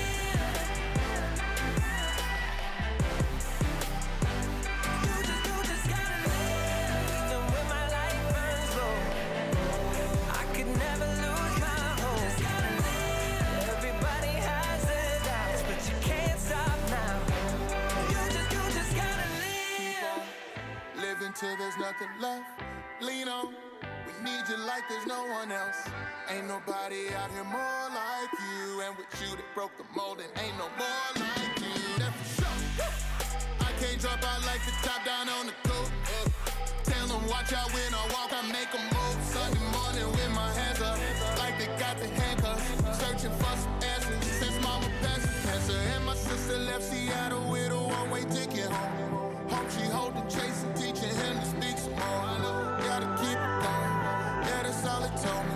Tell them you can make it when you know the one and only. Burning right beyond the fire.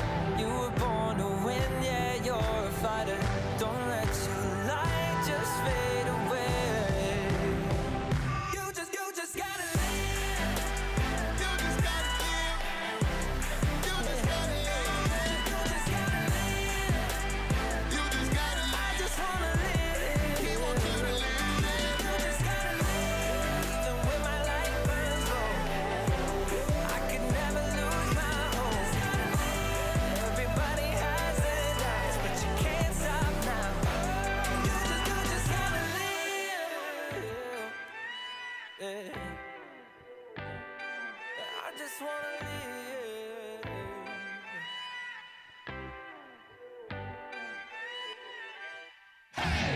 What's going on in the news today?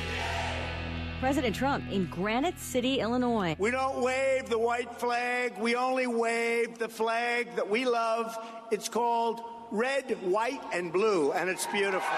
Those cheers from steel workers at a plant that credits bringing back jobs. Vice President Mike Pence threatening Turkey that if they don't release Pastor Andrew Brunson, the United States will impose significant sanctions on Turkey. New information about an incident outside the U.S. Embassy in Beijing. Officials there say a 26-year-old man ignited a suspected firecracker device outside the embassy, resulting in injury to his hand, but not life-threatening on Thursday. A wildfire forced the evacuation of an entire town east of Los Angeles, and now a man has been arrested, suspected of setting that fire, and at least 4 others. Up to 22 grizzly bears can be hunted this fall in the first grizzly bear hunt in Wyoming since the bear was listed as threatened in 1975. A police officer shot and killed in Milwaukee. Last 6 members of a Japanese doomsday cult responsible for that deadly sarin gas attack on the Tokyo subway system in 1995 were executed by hanging.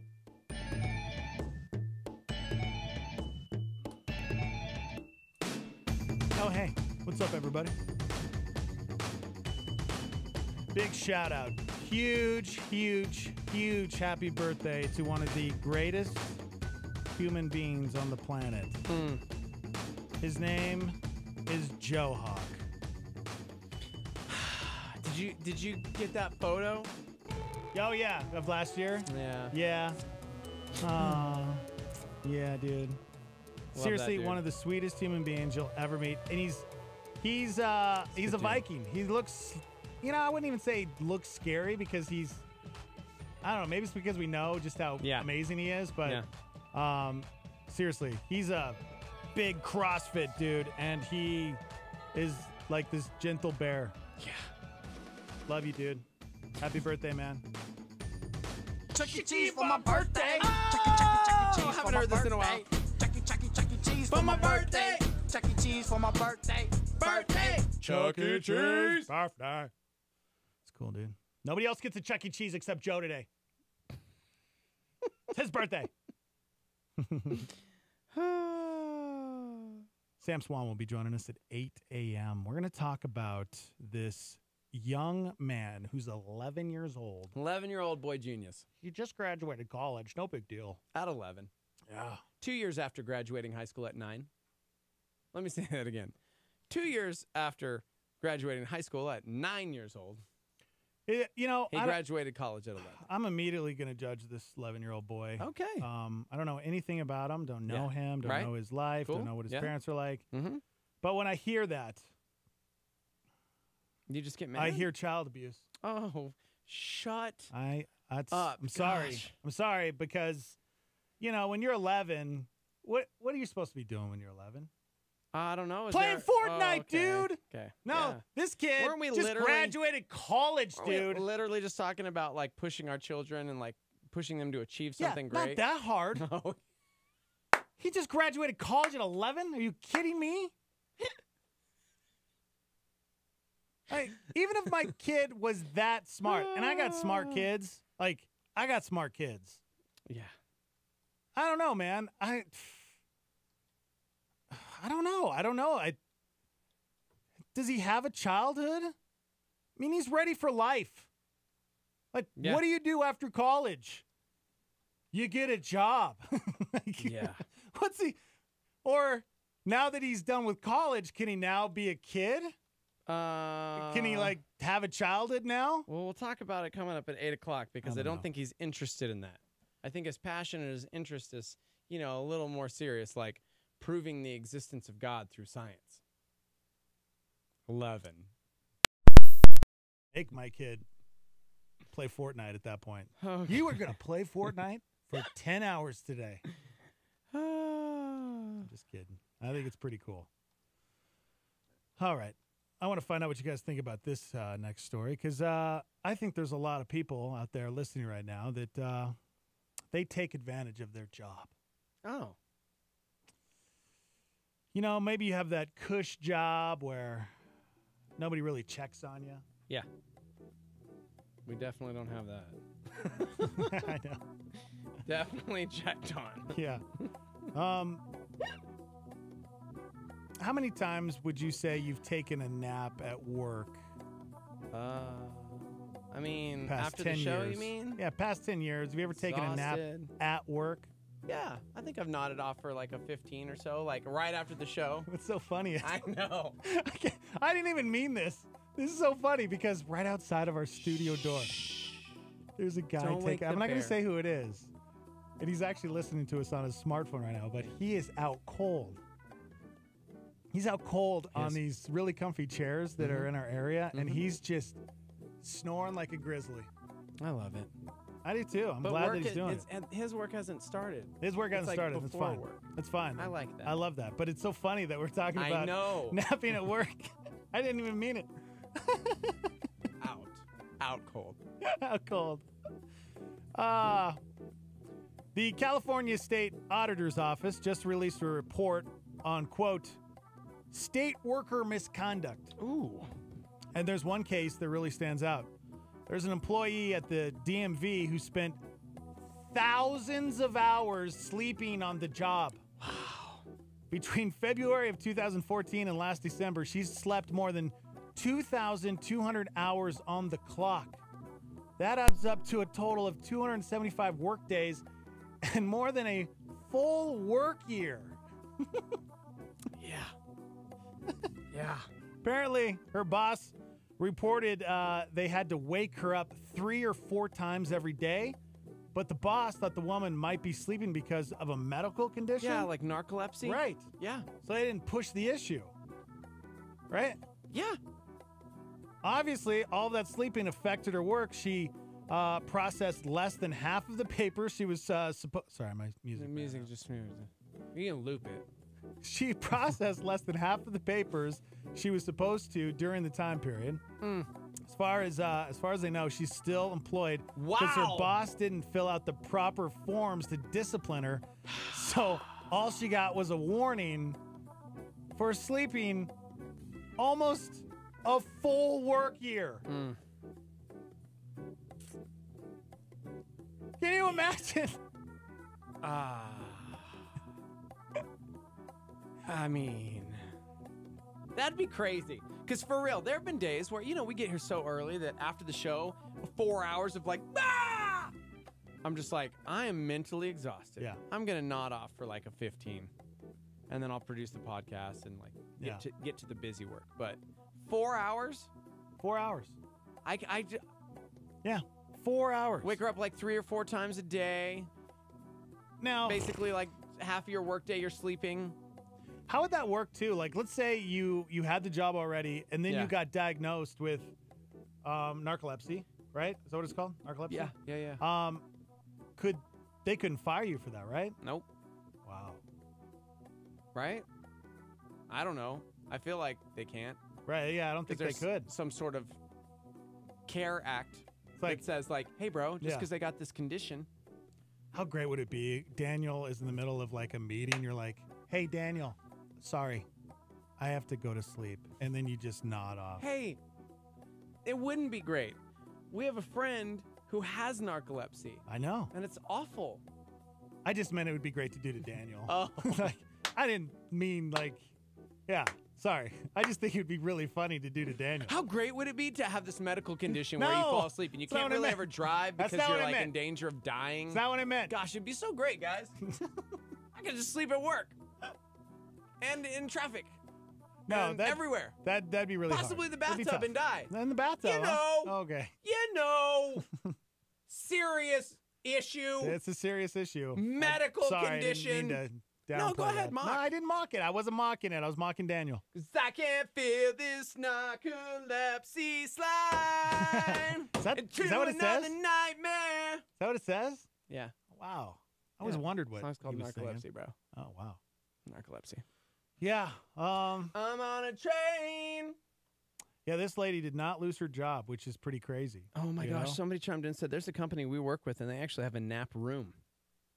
See, A that's nap the room. greatest. Nap pods, man. Seriously, if I could have one perk here, it would be a nap pod. Yeah, I know. Stacy says I nap sometimes, but on my breaks. Oh, plus I work at home. I couldn't do that. If I had a job where I worked at home, I'd be asleep all the time. Yeah, no kidding, right? Like, guys, I'll be right back. Yeah. Yeah. What's the Stormy? What's the biggest mistake you've made at work, but still got to keep your job? Nope, that's not. What is it? Seth says his office actually has a nap room. That's awesome. I want a nap room. I know. Gosh. Somebody said yesterday I was actually stretching my back around 4:30 p.m. on the floor in my office. Woke up at 5. Oh my gosh. Wow. Fell asleep in their office on the floor till like 5. Man, I want an office big enough to like be able to lay on the ground and stretch my back. Can I do that here? Oh, sure. Probably be good for my back anyways, because You it's could do been it. kind of not great.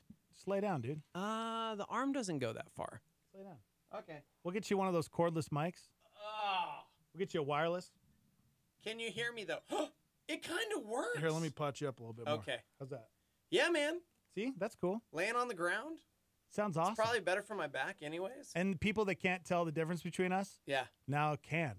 Oh, right. That's Steve-O, guys. Yeah, hi. I'm Dex. I'm on the ground. He's on the ground. I threw me on the ground. Yeah. I'm here. So what is it, man? You know, did you ever, do something pretty bad at work, but didn't get fired for? Yeah. Yeah, I accidentally killed a guy. Did you really? No. Oh. No, not at all. My job doesn't have any of that kind of responsibility. Get out of here. Good morning. Good morning. Hey, go ahead. Is this Buck? Good morning. Good morning. Good morning. So I heard you guys talk. Oh. And our office, I've requested that we get 2 nap pods like they have at the Google campus. Yes. And we're going to put them in downstairs at our central office. Yes. We have a basement. Oh, God bless you.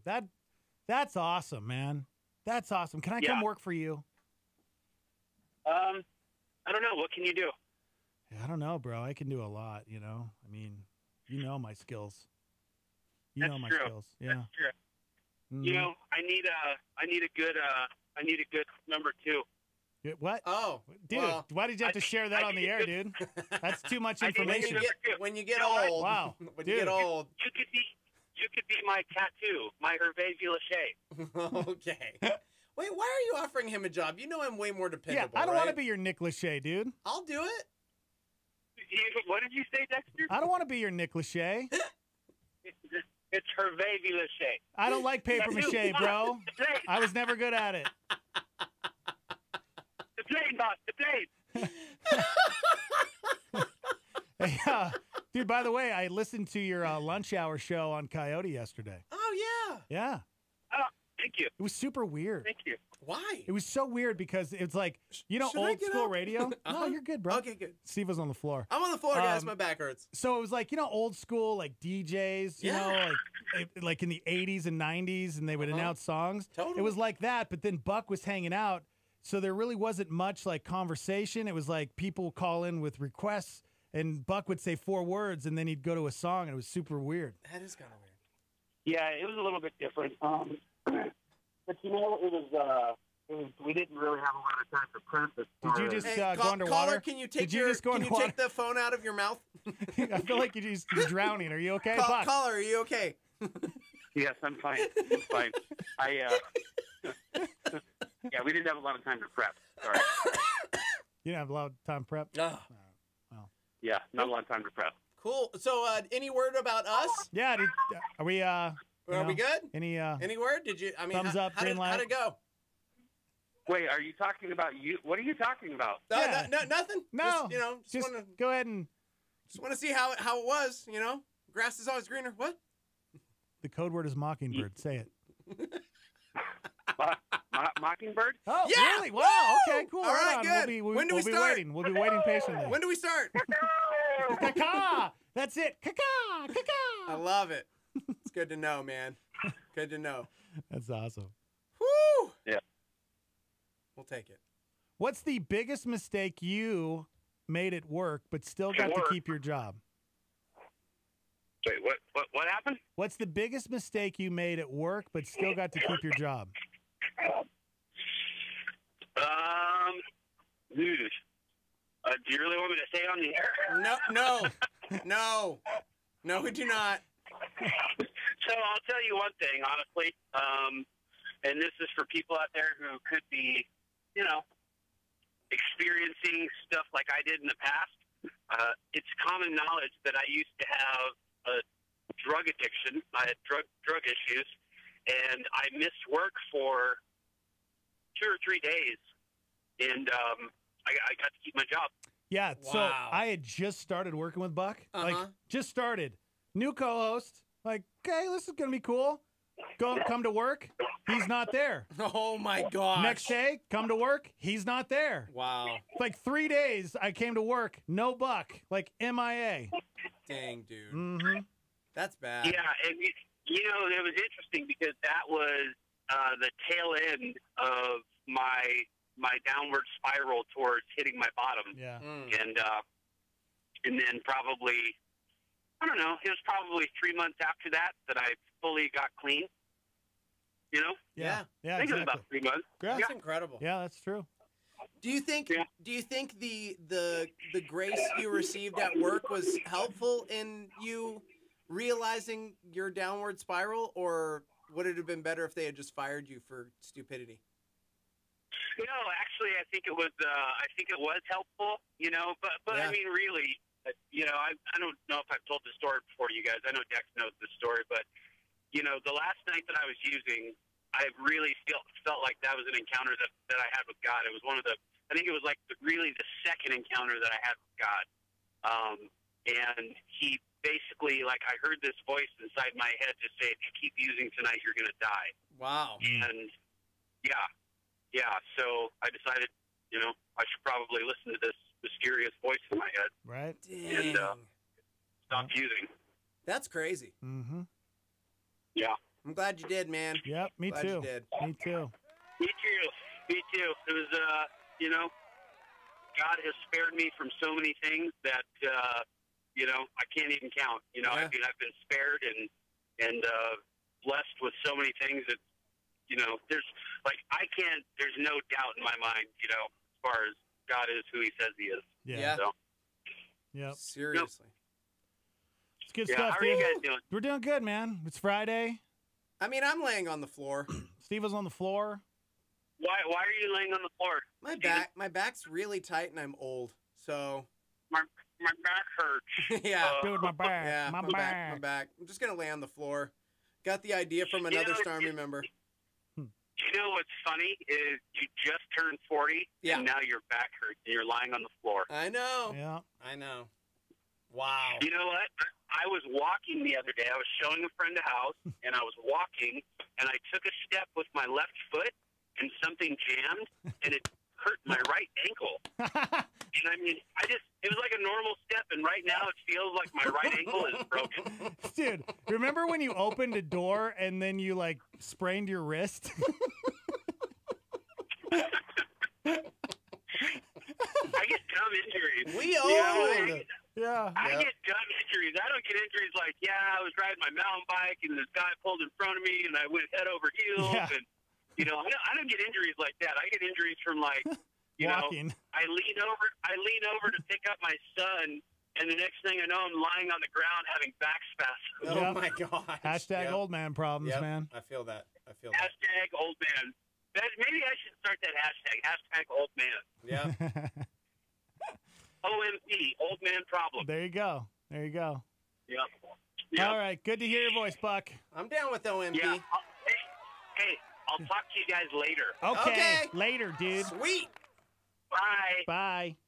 That's Buck, guys. Aaron Buck Burnett. All right, everybody. All It right, was a everybody. great time talking with Buck right there. Okay. Yeah, it was really cool to hear him on a show, but it was super weird because we were used to, like, talking. Talk. And it was like radio guy. Coming up, I with- got the Black Crows. with Buck, like, hanging out trying to talk. It was funny. He's like trying to talk to him, and he's like, all right, we'll be right back. Here's Kiss. You know, that reminds me of Okay. Okay. Oh, man. Now I have to listen. Steve-O's on the floor right now, guys. I'm going to get up, I promise. No, he's done. You're out, dude. Oh, man. You're out. If you guys want to chime in, 505-338-3700. Jan Marie says, yeah, right now I should be in class, but I'm outside listening to you. But I got to go. Okay. Thanks, Jan Marie. Dude, I'm excited. Coming up around the corner, we're going to be talking about this 11-year-old genius that's blowing my mind. Why do you sound like you're in your bathroom, bro? Well, because I'm on the floor. I'll get up as soon as we go to break because I don't want all the creaks and groans. Also, you're going to have to help me. I don't know how I'm going to get back up. I really don't. All right. And the Swan going to be joining us next. Woo! Live from the Dreamstyle Remodeling Star 88 Studios. Hang out.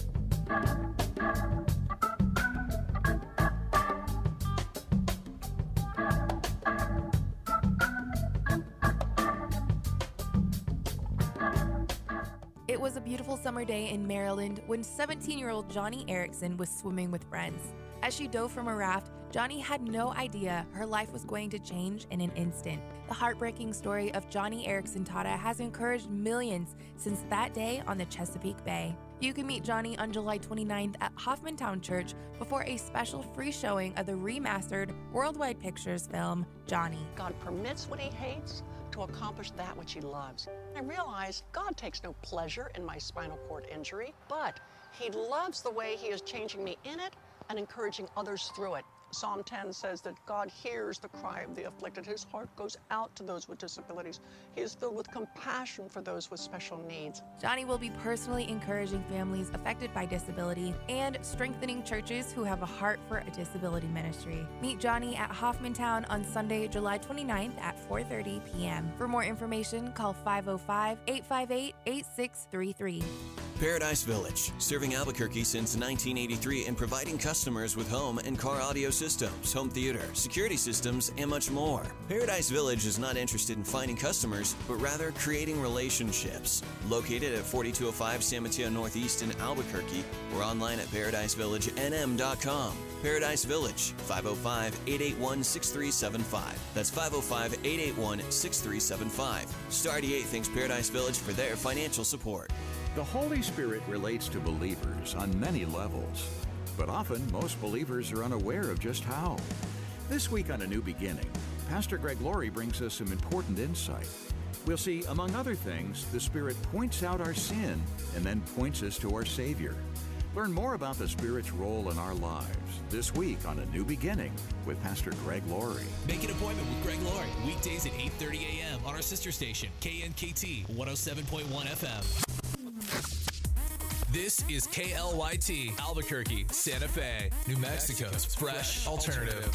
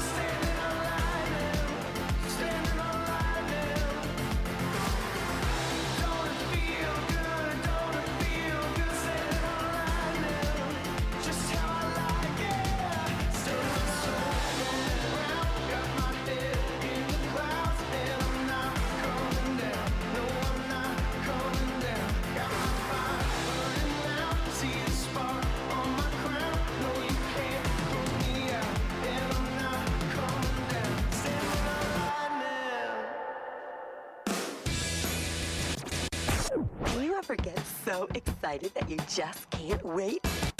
It's the Morning Invasion with Dex and Steve-O.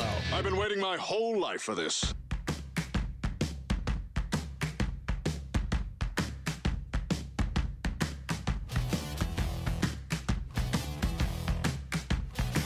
Welcome, guys. Welcome to the show. Dex and Steve-O. How's everybody doing? Big weekend. What's going on this weekend? Anything cool? Oh, yeah. What's happening? All kinds of stuff. What are we doing? You know? You doing anything? Like, what are we doing? I mean... Like, are you and I doing something? I don't know. Coming up in the 9 o'clock hour, we're actually going to be talking with Jesse Lusko because he's got something coming up. Prepping the West Side. Jesse Lusko. How many Luskos are there? 47. 47 Luskos. 47. That's a lot, man. Yeah. That's a lot.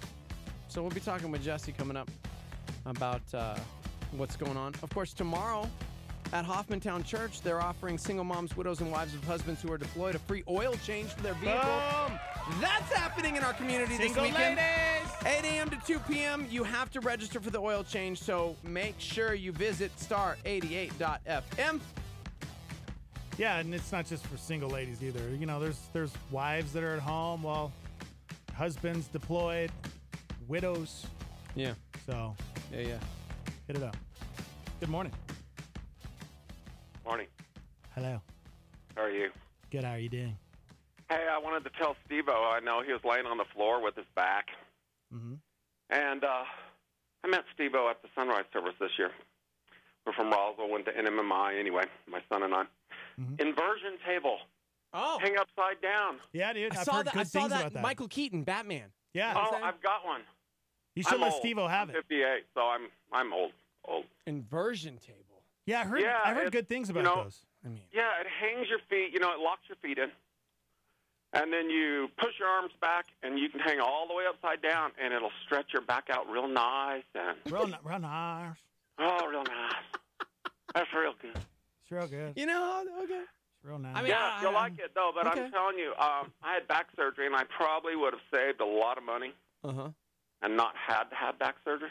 If you had an inversion table. Yeah, I wanted one years ago, and they've tweaked them a little bit. They're a lot safer. They're a lot more stable now, and they don't cost a lot of money. You can get one on Amazon for like $140. So do you get stuck in them? Is it easy to get stuck in those things? No. You raise your arms back forward, point them toward your toes, and it'll lift you right back up. Huh. What and if then you couldn't unlock do your that, feet, though? And you just climb out, and the board is real wide. The one I have, it's like I think they call it the Iron Man 3000. Whoa. And, you can do reverse crunches on it, but it really helps my back. At least once a week, 15 minutes, just hang upside down, listen to you all. Wow. There it is, the Ironman High Capacity Gravity 3000 Inversion Table. Stop it. There it Stop is. it. There it is. Okay. Anyway, Steve-O, you'll like it. It'll help your old man syndrome. It's true. I love it. Can I get one for the studio? Yeah, dude. Just during the Y'all show. need one to hang around. You can hang upside down. You know what? Have Daniel hook up your wireless mic. And I'll just hang it in an Yeah, your inversion table. Britney Spears mic. Okay. You'd be like Eddie Munster hanging in the closet. Yes. Yes. Yeah, okay, I'm down. Okay, I'm y'all down. have a great day. You too. Bye. Take care. That guy was a character. Yeah, he had a. That was great. Yeah. I remember meeting them. They were actually really nice. Yeah, man, I've heard really good things about these tables. Yeah. You should definitely get one. Hey, look who decided to show up. Who's this? Look who decided to show up in his Cubby shirt, no less. Sam Swan. Sam Swan for the Baptist Convention in New Mexico. What's Welcome up? to the show. Hey, dude. What's up? Sorry. For what? Oh, that's cool. Traffic was a little more traffic-y. It's okay. Nah, man. Hey, that's congratulations. They're doing really well right now. They're playing How about really the good. back-to-back home runs to win the game? Dude, that was... I'm just saying. You know what? I'm going to gripe and then I'm going to celebrate. Okay. The MLB blackout restrictions? Yeah. Stupid. Oh, right. I can't watch Arizona Diamondback games. Yeah. Because I live in Albuquerque. Yes. I live in a 720-mile radius of Phoenix. Stupid. Yeah. They're playing in Chicago. I can't watch it on the MLB.TV. So glad I can't. American League. So glad so I'm American I League. angry tweeted at MLB. Good. So I couldn't watch. I had to wait till after the game. I was tracking it, on the couldn't game you day don't have thing. like WGN. You're like 90. I think it's free for everybody that's over the age of 53. Well, they don't.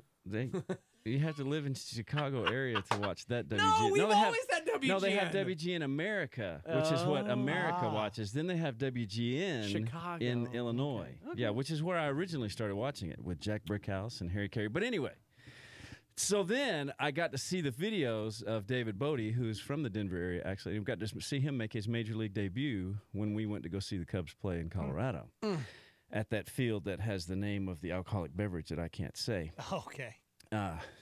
That field. Yes. So, Budweiser? No, Coors Field, bro. Oh, my bad. I can't hear that. Don't say that out loud, please. I'm a Baptist. So I watched the replay videos of it, and it was super duper exciting. Yeah. For those that have no idea what we're talking about, the didn't Cubbies realize were they- down by 2 runs yesterday in the 9th inning, like final out, and all of a sudden, boom, Yeah. 2-run home run Wow. to To tie tie the it. game. Very next batter, Rizzo comes up and crushes one out to win the game. You didn't get to see it? I didn't get to see it live. Sorry, dude. I didn't even realize they won. I was upstairs folding clothes because I was watching it on my iPad, and it was downstairs. So I was upstairs. I didn't even go into where the iPad was. I went outside and took something out to the dumpster, and Brenda had already hung the W flag out on the wall, and I walked out, and I was like, wait, the W's, they won this game? Because I was expecting them to lose. Yeah. So it was a great day. It was a great day. Yeah, it doesn't sound like it. And I heard you guys talking about what's going on this weekend. Yeah. As I was pulling into the parking lot frantically. Tomorrow, my daughter Emily is marrying Andy Oh, Mayfield. no. He's from Texas. So Are you feeling, dude? You all right? You need a hug? I might be. I do. You want to talk after the show? You want to hang out? Yeah, I want to. I need a hug. I need to go for Sorry, a dude. long run. Oh, man. So I can practice my line. No, you can't have her. When the preacher says, "Who gives this woman away to be married?" I'm going to say, "No, sorry," and I'm going to drag her down the aisle away from this guy. Here's what we could do, Sam. You know what? We'll what's his name? His name is Andy Mayfield. We'll get Andy. We'll say, hey, we want to take you out. No, We stop. go for a drive. We're just gonna go for a drive, and then we'll take him up to the mountains. I'm and kind of liking this idea. Yeah. What we do is it's a test of love. And what we do is we dump him there. We don't harm him. We just Yes. leave him there. And if How he much do you can love my find daughter? his If he way can back find to his your way back. daughter, Right. By the time he gets deserves married, he can have her. Dude, I love that. I That's love the way to this do idea. it. saying. So we're not Yeah. messing I love we're not this. kidnapping him. We're Yes. not harming him. We're not condoning any such behavior. No. We're just taking him to the Hamas and dropping him off And see- accidentally forgetting him there. How much does he really love your daughter? Where's Andy? Yeah. I'm not sure. No, we're excited. He's a great guy. That's cool. He's a great guy. That's he goes really to cool. Union University. He's got one more semester, and he's studying ministry, and they're praying about what the next step is after. So she'll move to Tennessee and live in Jackson, is where Union is, and for the next semester at least, maybe longer. We don't know for sure. Kind of waiting on the Lord's leadership. How old will your daughter be when she finishes college? She's already finished. All right, him, right? It's him Yeah, that you're talking he's got about? one more How semester old? left. How old will he be? Let's see. I got to do the math here. Randy turned 28. Actually, this is Randy's birthday today. Happy birthday, Randy. Wow, that's She cool. turned 28 today. So Emily is 21. Okay. 22. She's 22. She's 22? Yeah, because Ryan is 25. Emily's 22. There's 3 Okay. years between them. So I think Andy's about 22 also. right. Yeah. He's a good Leads kid. us to our next story here. Yeah. Okay. About a young man who just reached the ripe old age of 11. Oh, wow. 11. He's Who getting up there. Just Yeah. finished Almost as old his as Steve-O. degree. Yeah. Yeah, just got his St. college Petersburg College in Florida. diploma. Oh, really? 2 years after graduating high school Oh my gosh. at the age of 9. Wait, is his name Doogie? Right? Diggy Hazard? This kid is incredible. His name is William Malis. He's an 11-year-old boy genius. On Saturday, he graduated from St. Petersburg College in Florida 2 years after finishing high school. He said he wants to become an astrophysicist to prove that God exists. Of course he does. Mm-hmm. I mean the astrophysicist 11. part. Yeah. 11. I think he's aiming way too high. He believes he can prove the existence of God at 11 years old. Quote, I want to prove that God exists through science so that the world may know him. Well, that's a very noble endeavor. Yeah. He argued that atheism and some parts of science rely on faith just as much as religion does and suggested it is more likely that a higher power created the universe than a random event. Science and religion are no different. Science is a tool for explaining the world. Science does not disprove the existence of See? God. Oh. We can get down with that, right? This dude He's sharp. is 11. I want to Right? meet this kid. He is a year younger than Luke, my baseball player. Yeah. Yeah. Dude, his father serves as the presiding priest at St. Raphael, Nicholas, and Irene Hellenic Orthodox Church in Palm Harbor. I didn't realize Nicholas and Irene were Ninja Turtles. I knew that St. Raphael was. Yeah, I didn't know that either. Who are Nicholas and Irene? They're cousins. Was that like the gecko? That's were like cousins, that was a dude. reboot. Okay. That was a reboot. Yeah. Mhm. William begins speaking in complete sentences at 7 months old. Wow. Complete Listen to me. sentences? Listen to me. William begins speaking in complete sentences at 7 months old. How old am I? I'm old. 62. How old are you? Old? I'm old. And I'm how old are you? young. Yes, you are. I'm not 40. Even though you just had a I am birthday, not you're 40. still young. I'm You're still young. 39. I'm still young. I do not speak in complete Yes. Yeah. sentences. True. Yeah. He learned addition and subtraction by age 2 and was declared a genius at age 5. Wow. Gee whiz. Complete sentences at 7 months. I can't believe guys. that. Like I didn't walk till I was like 14 months. You know what I mean? Yeah. I was just a lazy baby. This dude's 7 months old. Like, Yeah. Mother, would you please give me a cup of milk? I didn't know the alphabet when I went to kindergarten. Thanks, Mom. I couldn't even tie my shoes. Oh, dude, that's hilarious. He's 11 and he Thank spoke the Lord to for Velcro, right, Dex? Yeah, dude. Right? Gosh, this is just Dex, crazy. tie your shoes. He spoke to WFTS, World Florida Tampa Sports, and said his gifts are divinely inspired. Everybody has gifts from God. I was gifted with knowledge and science and history. I wish the media was around when Phoenix was 7 months old, because I feel like this is exactly what, like, yeah. You know, Phoenix, he probably started making complete sentences at 9 months old. Yeah, right? I mean, exactly. You know, I mean, he's a genius, but he's not super genius. I So, mean, come on. Here's the Just kidding, crazy Phoenix. thing. Crazy thing. He admitted, his father admitted that one of the biggest issues his family has had is raising money for college, because given that his son is only 11 years old, there are 0 federal programs or scholarships for an 11-year-old. He said you would think a kid like this, they'd be throwing money at him. However, that's not the case. However, the president of St. Petersburg College is absolutely enamored by William and the work that he has done. He's extremely brilliant, very open. What are his grades like? Collaborative. He's taking classes currently at the University of South Florida. His goal is to get a PhD by 18. Wow. I'm sorry. Wait, he's getting started now and he's 11? He's 11. Well, he already graduated. He already has his he graduated his So I mean, he's got 7 years to get a PhD. Former Ohio State University psychologist who studied this kid and was the one who declared him a genius said his family's history of autism could explain why he was born with so much ability. Right. Oh, wow. Like hyper intelligence. Yeah, on the spectrum. Prodigies Instead have of hyperactivity. Yeah, like this drive to do good. They're very much tuned into the bigger picture of humanity. Children like William are about 1 in 10 million, and many of them have gone on to start foundations for the greater good. Again, if you're just joining us, 11-year-old boy graduated college and is set out to prove that God does exist through science so that the world can know him. He argues that atheism and parts of science rely on faith just as much as religion does, and it's more likely that a higher power created the universe than a random event. He believes that science and religion are no different, and that science is merely a tool for explaining the world.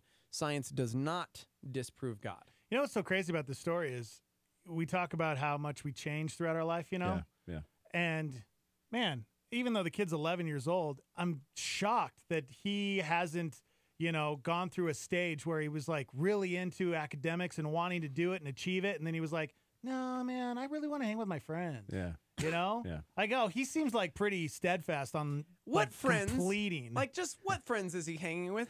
Mind you, he graduated high school at 9. Just tell me again. Can you imagine? Can you point to a friend? He comes home. He comes home from first day of college and goes, "These people are all morons." Yeah, exactly. See, I don't have a problem with this situation. Only if the parents were the one pushing and he didn't want to do this. Yeah. Like, if he didn't want to do this, but he was smart, he's a genius, Yeah. but his parents are like, you're a genius, you're going to do this, and you're going to complete this, I would have a problem with that. But the fact that if he is wanting to do this, then I love and I would support my kid if he wanted to do it. Yeah, absolutely. You know? Absolutely. So, I don't know. Because I always think, like, man, this kid is not going to have a childhood. I hope he doesn't look back on his life and go, ugh. I wish I would have hung out with my friends. Those are the best times of my life. He's only 11, so it'd be. Yeah. I didn't have any childhood. Do you know what I'm saying? Like, if he's 25 and Yeah. then he's like, gosh, I never had friends. But you know what? He may not experience that type of. Yeah, that's true. I mean, that might not ever enter his mind. Right. He's so focused on. I mean, it sounds like he's Yeah. focused in some of the quotes anyway. That. Mhm.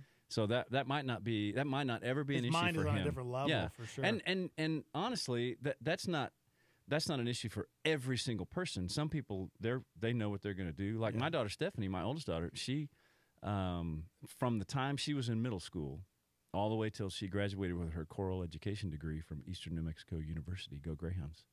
She from the time she was in middle school choir, she's like, I'm going to be a choir teacher. Wow. I'm going to be a See, I think that's pretty rare. See, it is, I think, in some cases. Yeah. And she, sometimes it got hard, and she's like, I don't want to go. I don't want to go to this rehearsal. I don't want to. But, we all go through that. Yeah.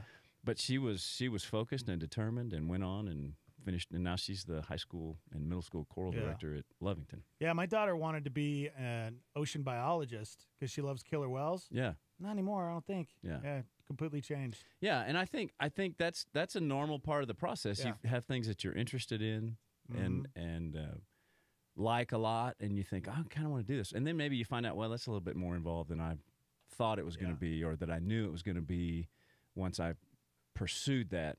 But maybe sometimes some people make a slight adjustment, and sometimes they make a complete turn and pursue something else. You know whose kid is super smart? Thank you. Teo and Don's. Thank you. Oh, little Johnny Danger. Yeah. Oh my gosh, that kid is so smart. Yeah. He's 1 and he can already speak in full sentences. 1 year old. He's 3. Oh. He's 3. But he's 3. Oh. So Dex is young. Still very intelligent, yes. Dex is so much younger Yes. than us, Steve-O. He hasn't quite figured out the world yet. I still don't know my ABCs. That's why we're in his life, to help him his ABCs. I need somebody with me at all times. Well, at least you know 3 of them, the ABCs. That's true. You know I never that got part. to the 4th. Yeah. Remember the Stormy chimed in and said, but this is impossible. You can't prove or disprove the metaphysical using observation. And according to the scientific method, you have to observe something to prove it. I like his spunk, but it's not possible to scientifically prove God. Yeah. Well, I think he's... Jerk! I'm just kidding. But isn't science about experiment and hypothesis? And Right. The kid's only 11. Give him a break. because right. Well, and then on that, if you're using the scientific method, now I could totally. I don't even know if I want to say what I'm about to say.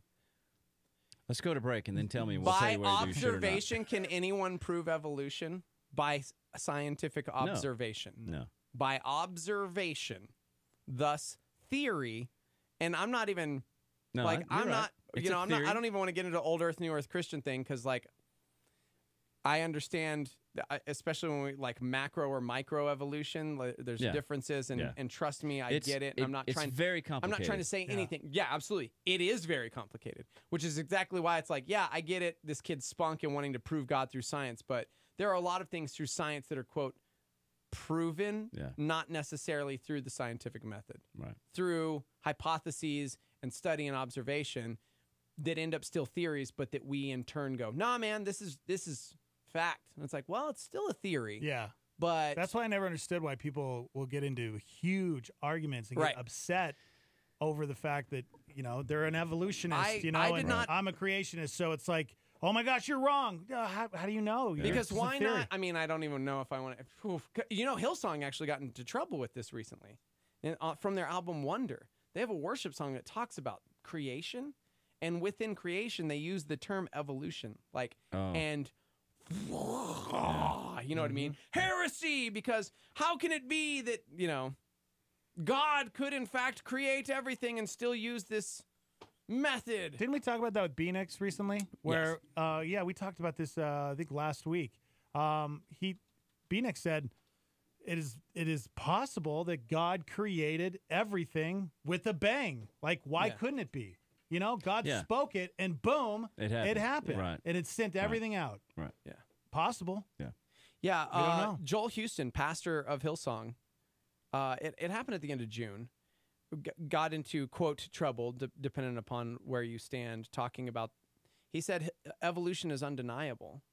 And it's created by God as a reflective means of displaying nature's pattern of renewal and pursuance of God's word, and ode to the nature of the creative God it reflects, and only ever in part, not the source. Science and faith aren't at odds. God created the, quote, Big Bang.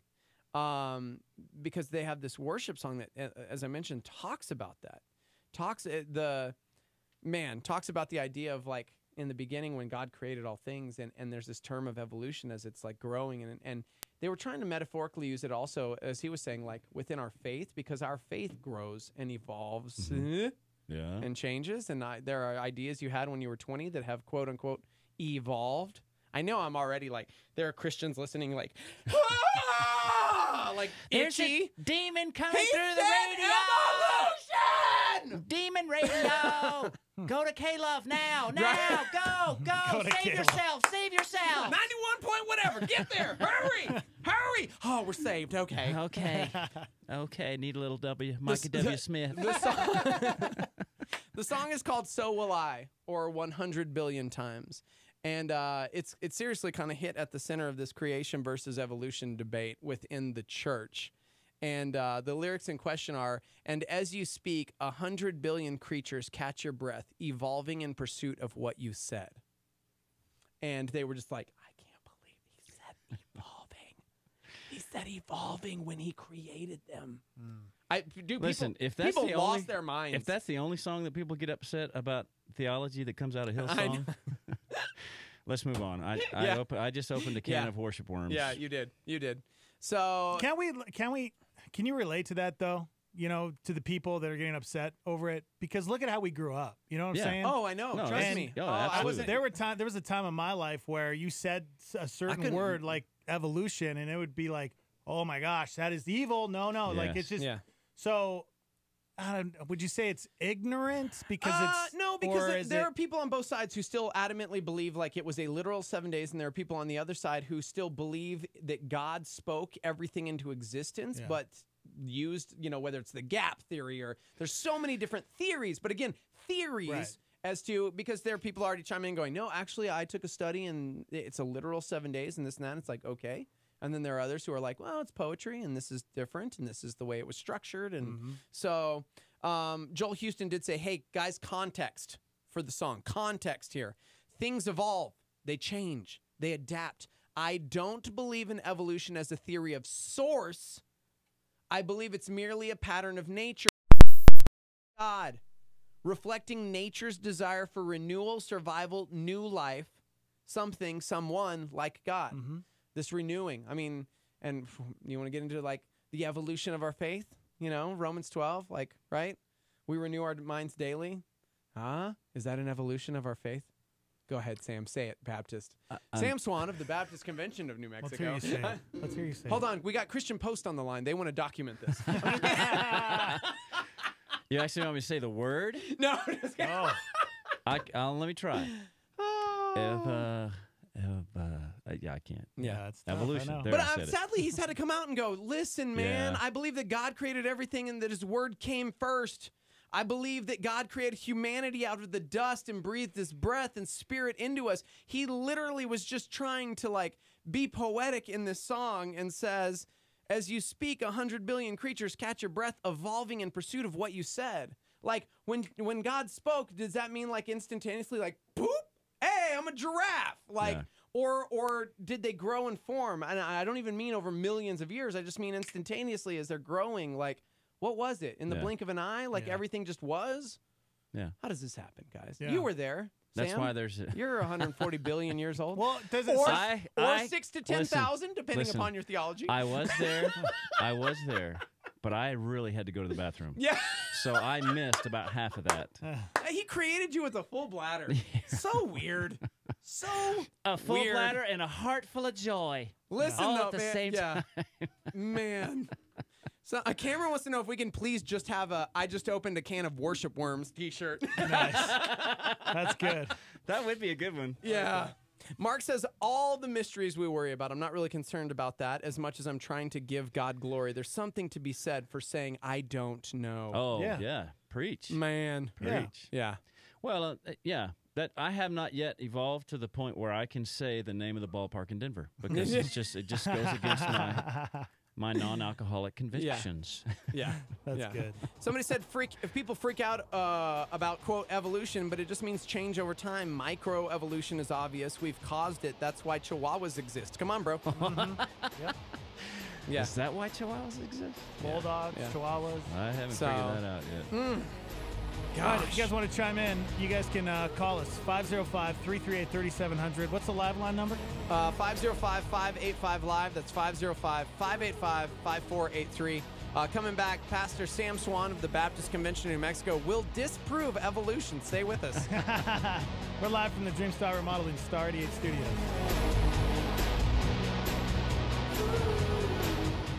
horoscopes, fortune tellers, palm readers, psychics. Skip Heitzig has this to say about them. They're fake.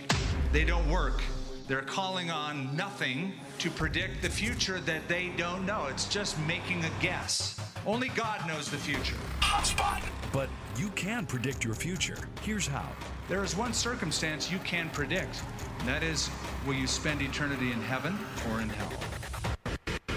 I can predict accurately that because I believe in Jesus Christ and not my own good works or my religious works, but I trust in His finished work, unequivocally, no doubts at all, I'm going to heaven. Get access to 3,000 free teachings from Skip at connectwithskip.com. Let's say you were to say for me to live is wealth. Well, then you have to say then to die is loss, because you cannot take your wealth with you. You leave it all behind. But wait, there is more in this hotspot. The only one or thing you could put that says gain is Christ. For me to live is Christ. Hotspot. Andy Stanley examines the life of David in this Star PowerPoint. Throughout his imperfect reign, he was never confused. David was never confused about the identity of Israel's true king. He never was confused about his limited role. And in spite of his popularity, in spite of his talent, in spite of his success, and in spite of his extraordinary power, he was never, ever confused. For many of us, that's not the case. Success confuses the best of us. A little bit of success, and the next thing you know, we're sitting on the throne of our lives. A little bit of sales success, a little bit of family success, a little bit of parenting success, a little bit of financial success, a little bit of academic success, a little bit of success in some hobby or some talent. The next thing you know, we're sitting on the throne of our lives, and once we're on the throne of our lives, we place our hope in us because we place our hope in the one we depend upon the most. David, the king of Israel, never made that mistake. That's Andy Stanley with a PowerPoint on Star 88. Charles Stanley said this: the Holy Spirit doesn't add to our great strength. Instead, His strength is perfected in our weakness. A Star 88 solar flare. I used to wonder if I ever could be loved. Never gonna live up. Should I give up? Will I ever be enough? What I didn't understand is you love me as I am. Nah, I don't care what anybody thinks about me. You're the only one that I know. I don't care what anybody thinks about me.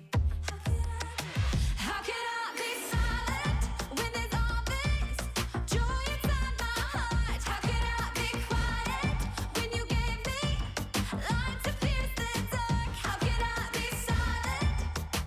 I will not be silent, even though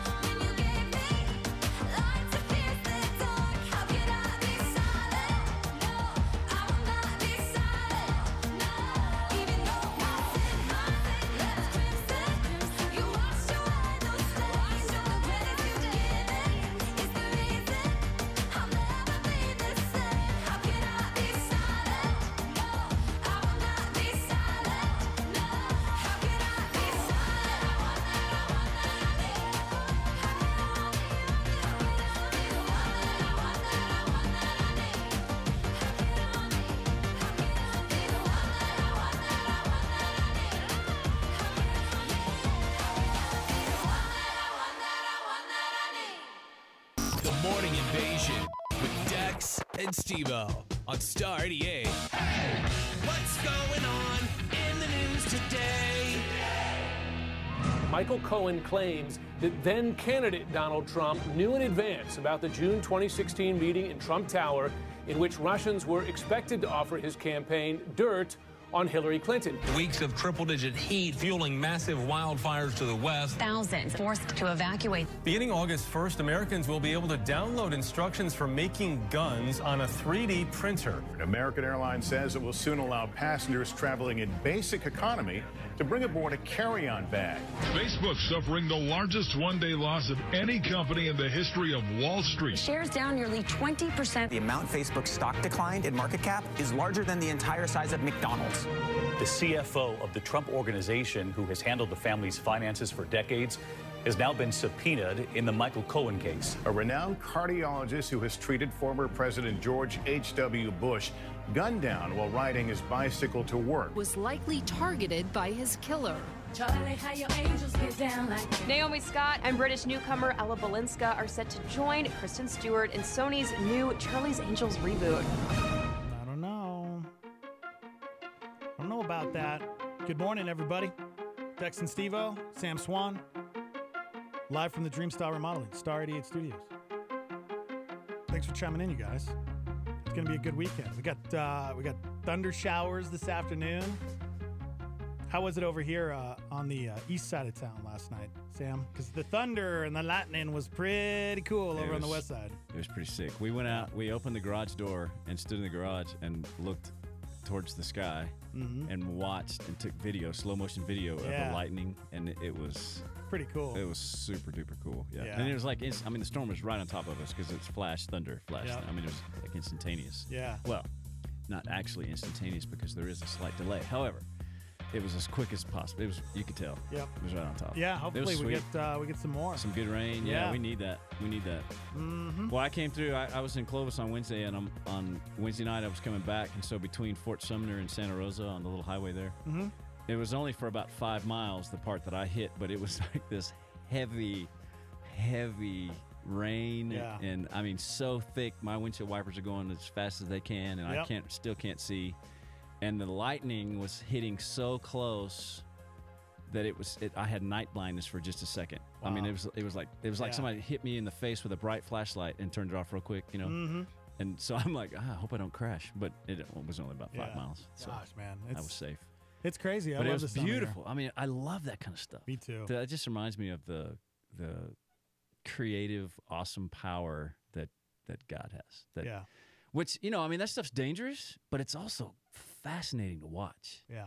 I love looking at the lightning from a safe vantage point. You know, I don't want to be in the middle of it, but I like watching it from like inside of a car or something because it is just cool, the designs and stuff, the fingers that come through the clouds, and it was cool. Yeah. It was really cool. Yeah, and the thunder. Gosh, man. And the thunder rolls. And the lightning strikes. Bam, bam, bam. Sorry. It's okay. I brought it back to country.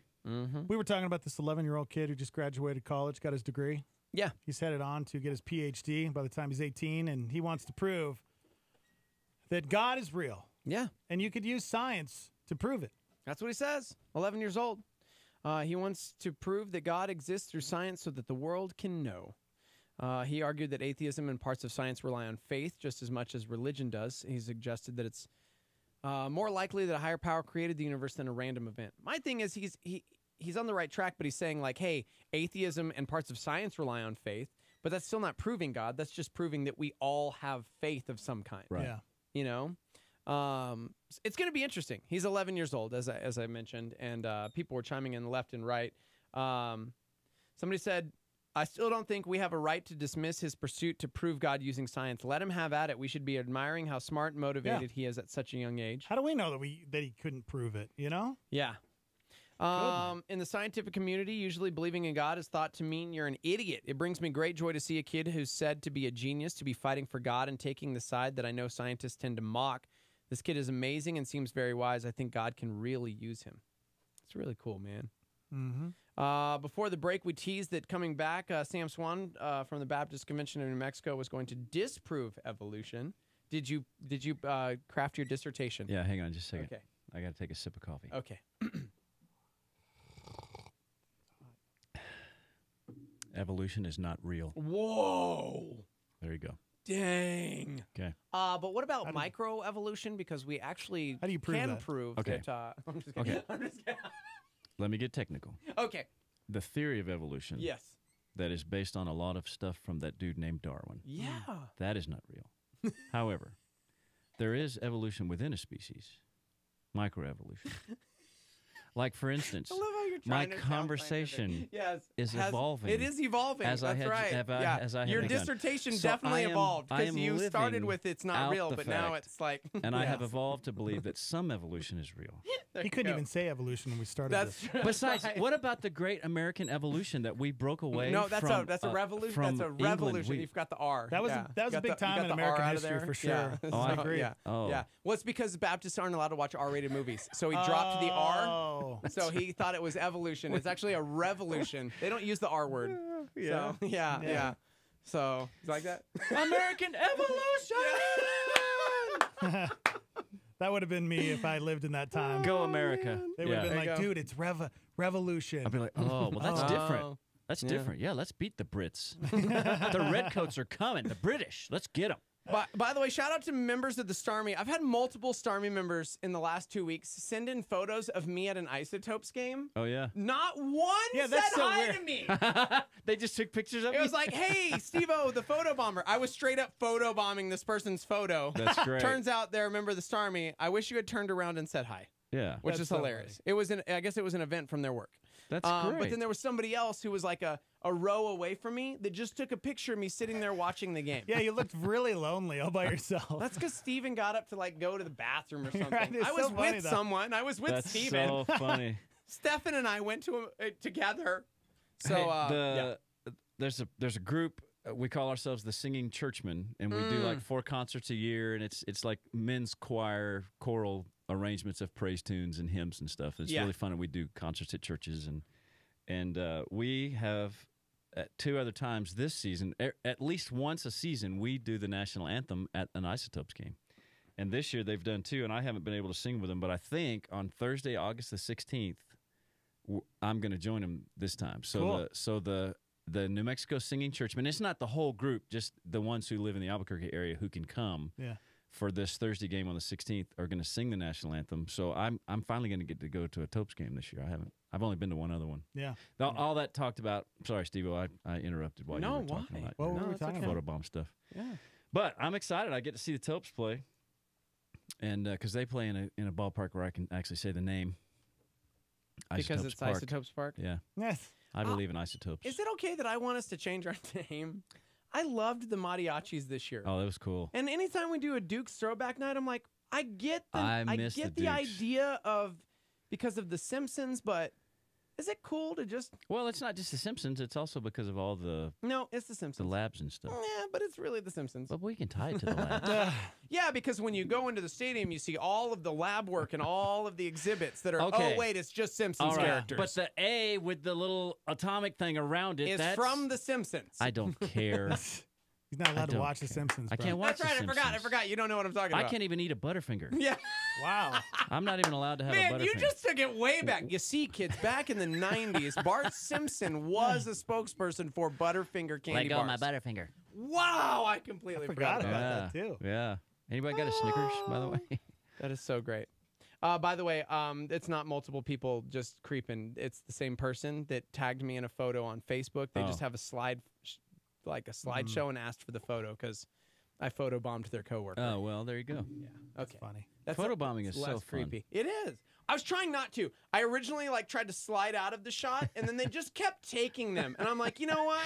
I'm already not watching this baseball game because y'all are standing in front of me. Dude, we went, after Emily graduated from high school, we went to Disneyland for her senior trip, and we went and saw the Angels play. And that's the one where Emily and I were getting ice cream when Trout hit a walk-off homer. We were in line for ice cream, and I go, watch, he's going to hit a walk-off homer. And then sure enough, we hear the crowd come through the tunnel, the cheer. So anyway, so we're taking a picture. We have somebody, we catch somebody say, hey, would you take our picture? So our family, so that we can have the part of what I still call Edison Field behind us in the picture. And this dude comes up and he goes, photobomb, right as they took the picture, and then just walked off and started laughing. Love it. And quite honestly, It was one of the best photo bombs I'd ever had done on me before, because it was like he was part of the picture. He was standing right behind, like between me and Brenda in the back. It was perfect. It was I try great. to do that too. Yeah, If, it was so if fun. I'm behind somebody that's taking a photo, I always try to stick my head in. I mean, he just walked right up and said out loud, "Photobomb," and smiled. Man, it was good. All right.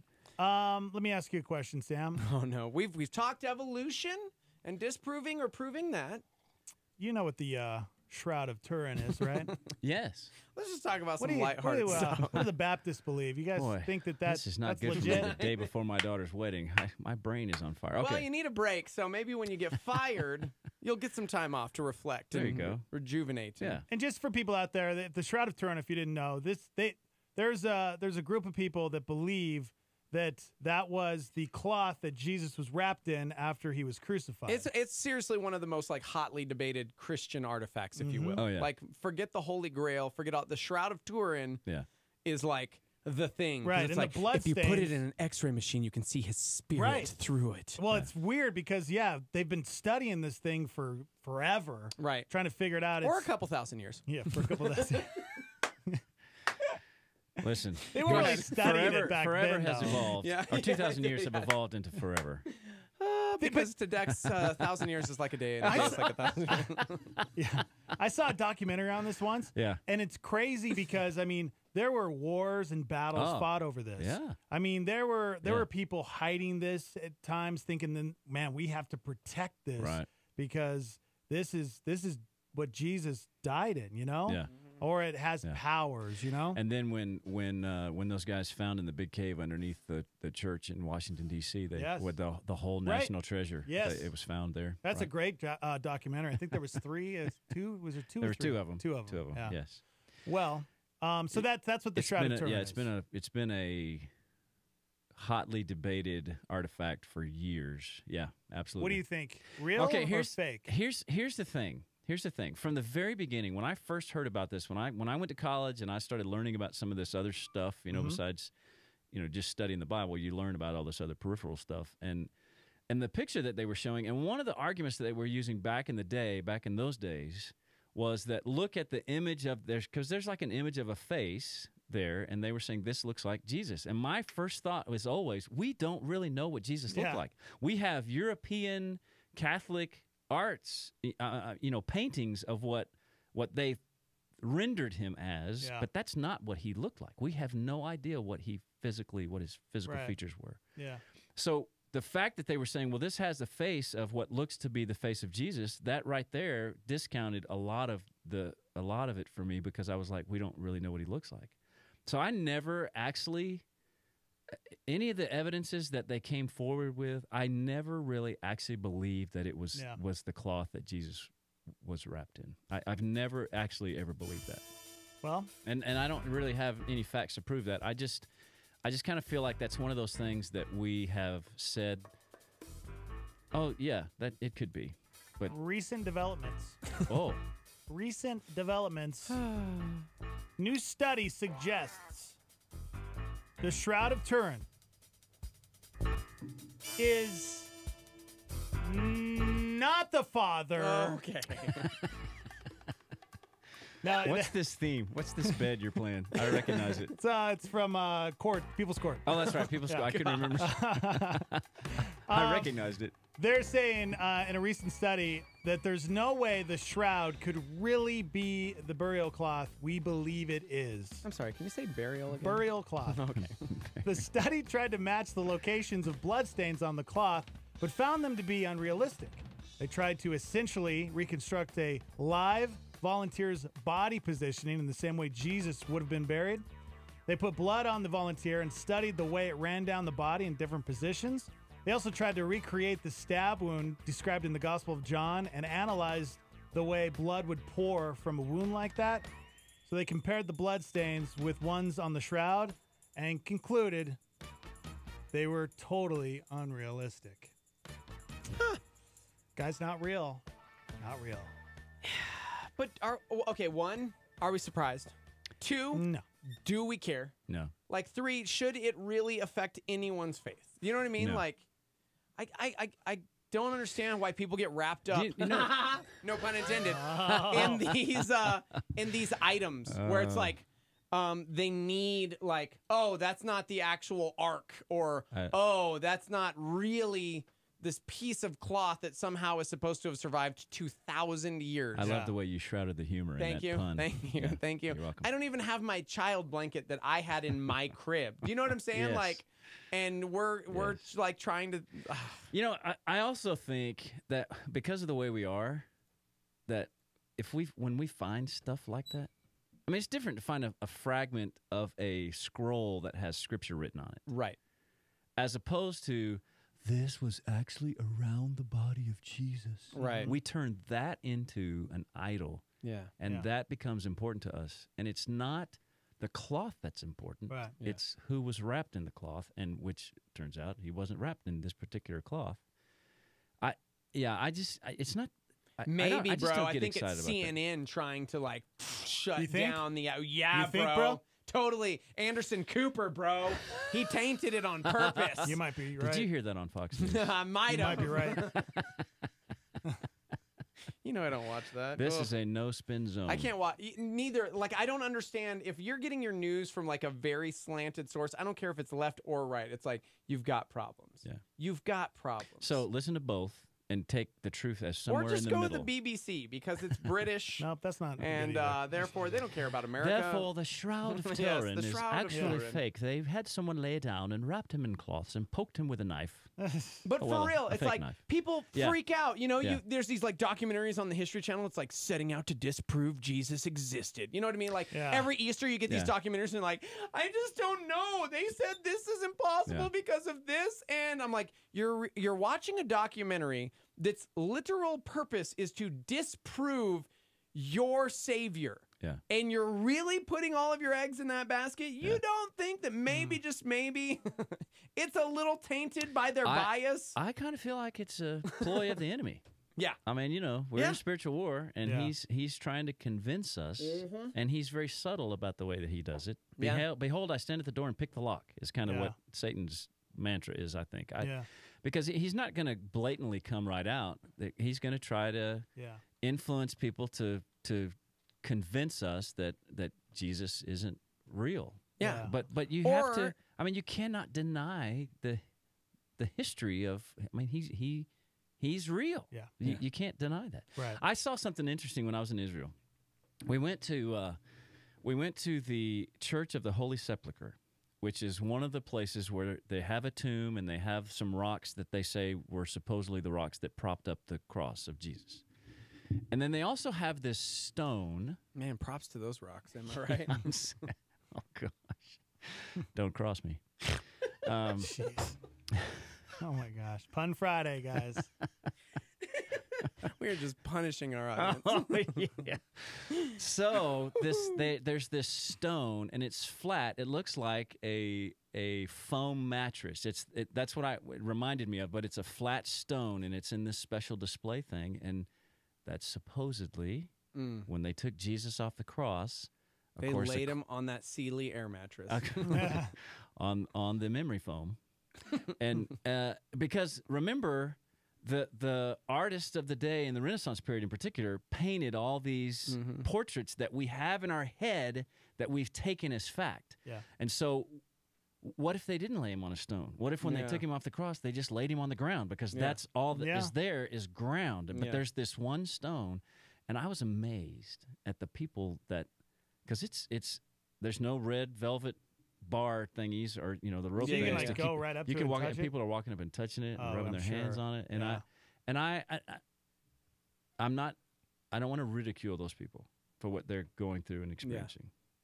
For me, I just kept looking at that particular part of the whole area at the Church of the Holy Sepulchre, and I just remember thinking, this is crazy. Yeah.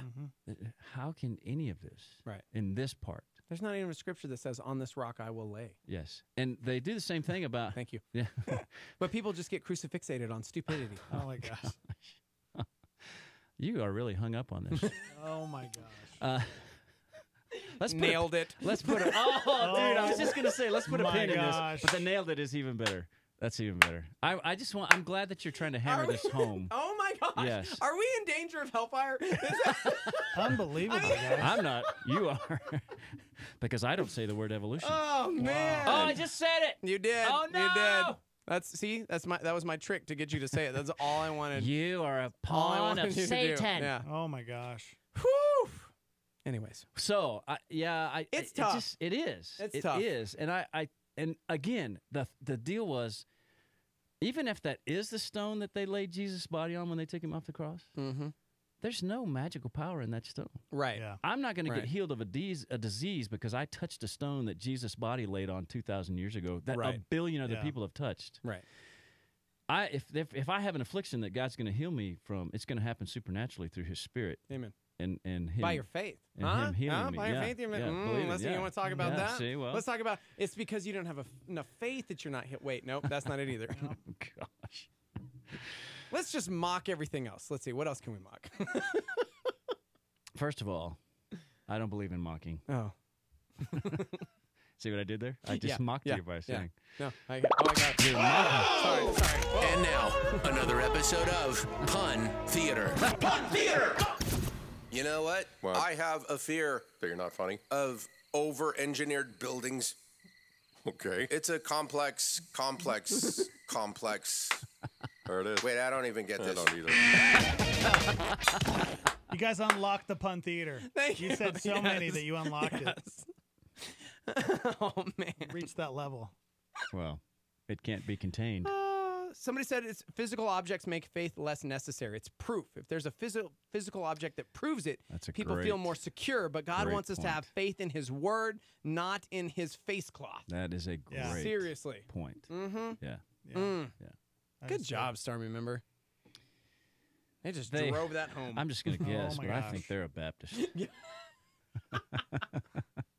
I sure hope Oh, they are. man. I sure hope they are. That would just prove every. Oh, wait, that's a proof. Mm-hmm. I don't have faith. You can't, in yeah, that. no, Yeah, yeah, can't do it. no, can't do it. Coming up at 9 o'clock, our friend Jesse Lesko going to be in studio that's right, talking a Jesse little bit gonna about be the West Side, yo. Jesse. Major developments happening over on the West Side, and we're going to get into a little bit of that. Let's see what kind of puns he can bring. Yeah, so Bloodstains now suggest the Shroud of Turin is fake, guys. The latest. All right, you guys can chime in. We're hanging out on Facebook and YouTube Live at Star 88 FM.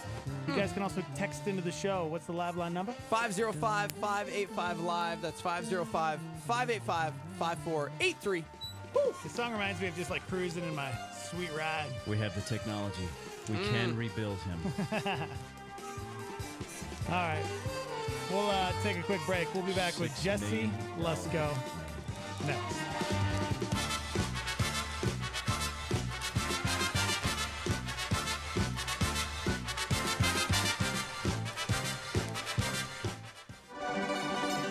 This is a fresh thought. Listen up to Levi Lesko. If you're looking for evil, you're going to find trouble. Earlier in the book of Proverbs, it talks about rolling a stone. Look at this. I love this verse.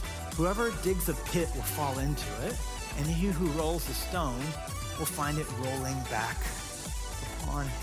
If there's a critical nature to you, if you have a wounded spirit, if you're rushing around to cast judgment on the people around you, well, Jesus put it best. That kind of critical spirit, it will boomerang back on you. You are what you eat. You become like what you watch, and you reap what you sow. So future you is not so mysterious. It's current you exaggerated. For more fresh thoughts, go to LeviLesko.com. A Star 88 Supernova. Here's Rick Warren. Buy truth and don't sell it for love or money. Buy wisdom, buy education, buy insight. Now, what does that mean? It means anytime you use your money to buy a spiritual book, a Christian book that helps you grow, you've invested in the growth fund. Anytime you use some of your money to pay for a seminar or a men's retreat or a women's retreat or a conference that helps you improve your life, in any area of your life, you've invested in the growth fund. Anytime you use your money to take a class or go get an education or anything that makes you more of what God wanted you to be, and you develop what God has given you, God looks down and he smiles and he says, that's a good use of money. You are investing in your growth fund. As I said, we like to invest in comfort, but God says, no, invest in your character. Catch Rick Warren's Daily Hope on KAKT 107.1 weekdays at 7:30 a.m. This is KLYT Albuquerque, Santa Fe, rebroadcast on KKCJ Cannon Air Force Base, KPKJ Mintmore, K201CC Las Cruces, K203EZ Alamogordo, K207CQ Gallup, K211CW Hobbs, K212EH Silver City, K214DE Antonito, K218AK Artesia, K250AB Roswell, K293AO Alamosa, K228DQ Portales, in the free app for iOS and Android, and online at star88.fm.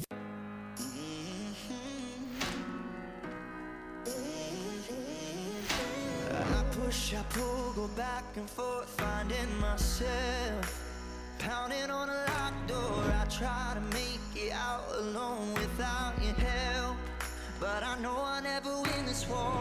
I can never be free without you. I can never be me without you. This is the sound of chains breaking. This is the beat of a heart changing. This is a song of a soul forgiven. This is my freedom hymn. This is my freedom hymn. My freedom hymn. This is my freedom hymn. My freedom hymn. I breathe the air of freedom in, knowing my life is better off in your hands. The past is gone, what's done is done. Now I'm alive, and I'm never gonna look back. I can never be free without you. I can never be me without you. This is the sound of chains breaking. This is the beat of a heart changing. This is a song of a soul forgiven. This is my freedom hymn. This is my freedom hymn. My freedom hymn. This is my freedom hymn. My freedom hymn.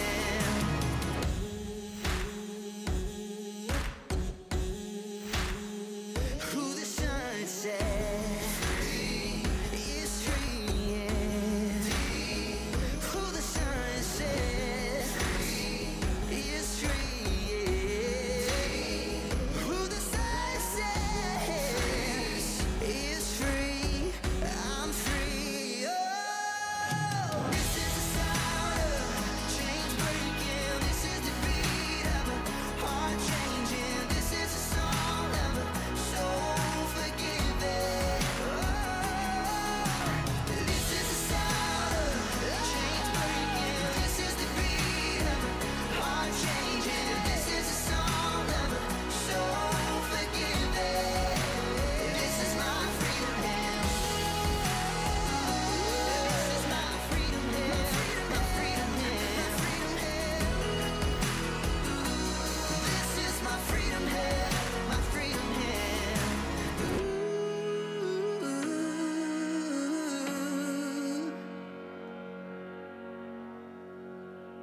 The Morning Invasion. Ready for this? What? On Star 88. Ladies and gentlemen, give it up.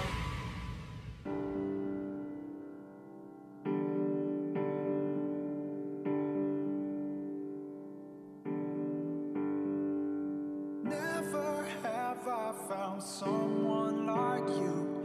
You call my every move. Know me better than I know myself. I got nothing to prove. Even now in the darkest hour, even now in the darkest hour, I know that you're hearing me. I know that you're hearing me. Even now am I wandering, even now am I wandering. I know that you're here with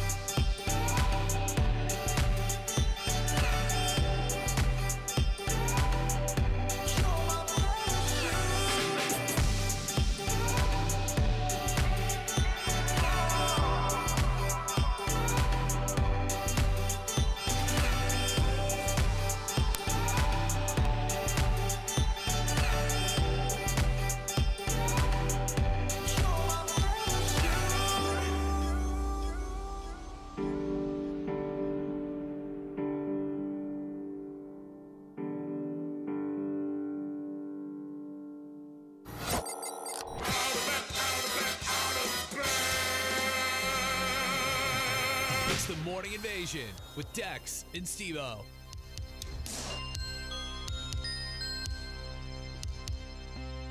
What's up, everybody? Good morning. Live from the Dreamstyle Remodeling Star 88 Studios. Hanging out on this Friday with the Swan. And now, Jesse Lusko. What's up? How's it going, guys? What's up, dude? Feeling good, looking good. Yeah, man, you look good. Love the hair. Ooh. Wait, I can't see you. I was saying you're looking good. Oh, thanks, dude. Thanks, bro. Appreciate that. But on the radio, people don't know that. I know. On Maybe the you radio, could, everybody looks good. maybe you could put a good word in to your father to fix our studio. 'Cause, What? I mean, I can't see Why, you man? right now because this is so awkward. What? I What'd mean- you say? Now I gotta turn this way. Wait, what'd you say, Jesse? Oh, wait. Huh? Wait. Huh? Gosh, man. I'll just stay This here in is the what he's corner. been hammering for years. Yeah. Why don't we just come do this? We'll demo the room ourselves, bro. Sledgehammers. Yeah. We don't need other Hey, people's do me a approval. favor. can When do you it. do that, Yeah. please video that. Oh yeah. I yeah, want to yeah. see that. We'll go Okay. Facebook Live. Sounds It'll We'll be just good. get like a table in the middle. Yeah. 4 mics. Yeah, we'll 2 just on keep it each live side. right up there, and we'll Yeah. just go to town, Why not? man. Why we not? watch HGTV. I'm sure there will be no problems there. Right? I'm sure none. It'll be great. Yeah, Jesse. Everyone will thank us if anything. Jesse Lusko, of course, is the son of our boss, Chip Lusko. Why do you say it like that? Why do you say it like that? Jesse, I'd like to apologize right off the bat because He's a Dex good boss, is like, though, right? oh yeah, He's never here. That's why he's he's a good boss. good father. Wow, That's why he's so great. wow, he's amazing. Fantastic.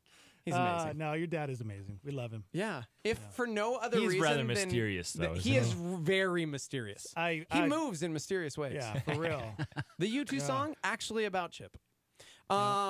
If for no other reason than like I love all you guys. Seriously, he's raised some pretty good human beings. So That's all right. Yeah. That's why it's so mysterious, man. It's like, how did that happen? Okay, shut up. Oh, man. That's funny.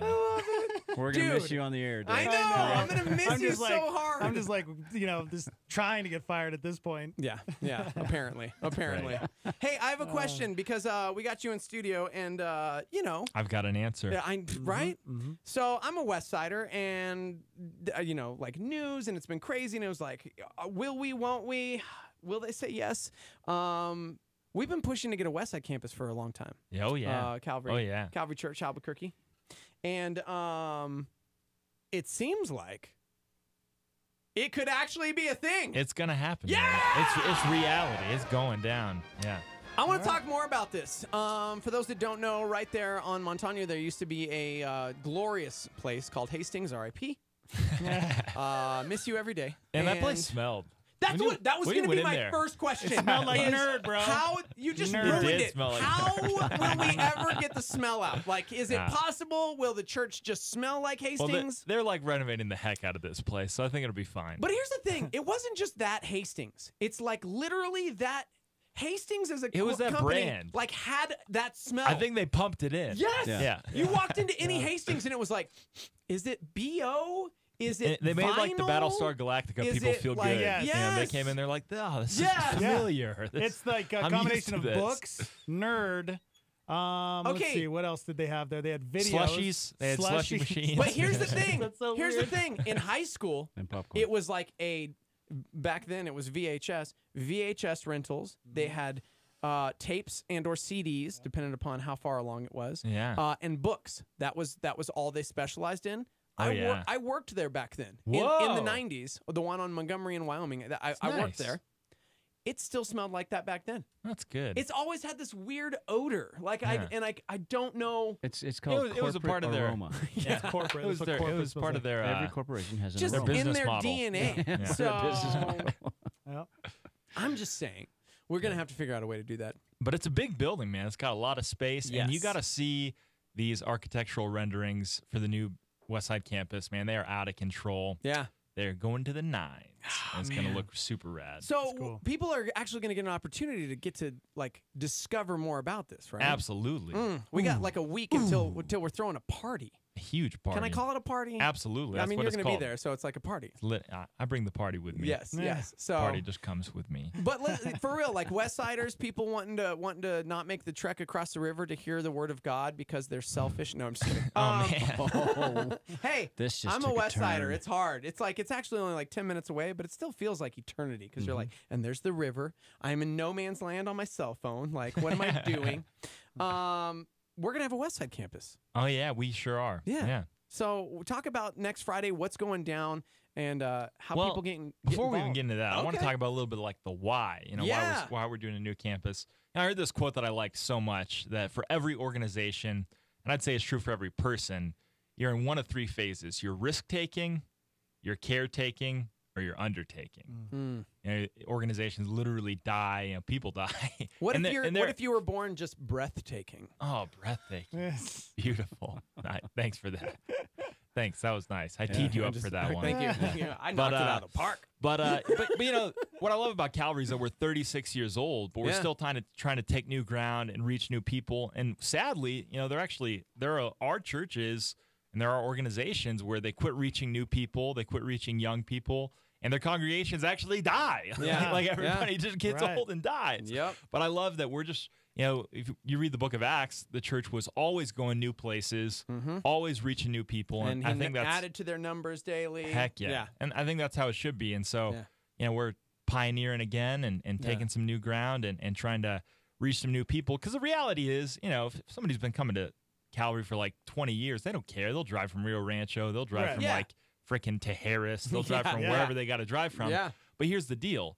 Their neighbors who don't know Jesus may have never set foot on the Osuna campus. Yep. They may never drive over here. Yeah. Their coworkers, their cousins, whatever else. And so we're bringing the goods to them. Yeah, I love it, I like dude. that. So you're like ground floor rocking this show. Oh, yeah. Yeah. Oh, yeah. This is your baby. Yeah, yeah. Yeah. That's cool, man. Dude, Yeah, so man. so talk about it because I know there are probably people who are like West Siders going, wait, well, what? I want to, how can I, like, can people get involved now? Absolutely. How can this Heck happen? Yeah. Dude, so we're throwing this huge party at this place called Noah's Event Venue. It's super baller place. It's really It's like the size of the ark. yeah, dude. It's a nice place. Yes. It's a nice place. But anyways, Minus we're throwing a the huge animal party, smells.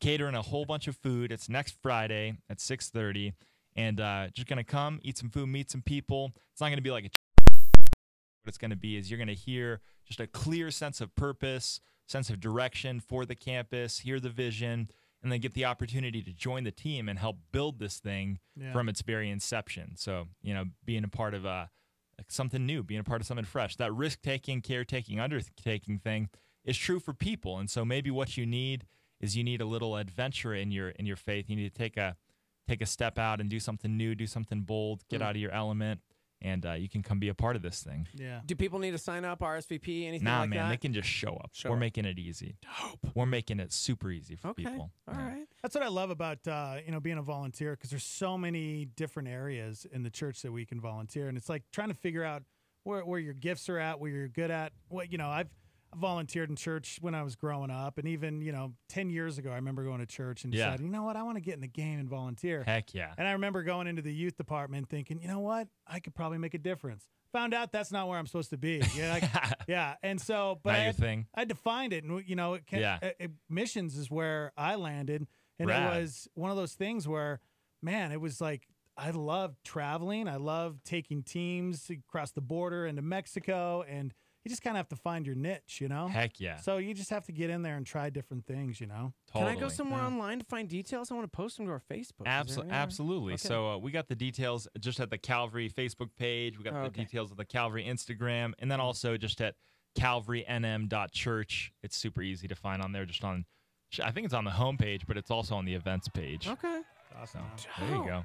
calvarynm.church. I like that. Very excited for you. Yeah, dude, seriously. Cool. I'm Gonna going be to a good post time. all the details. So if anybody wants to take part, be there, share it, not forget it.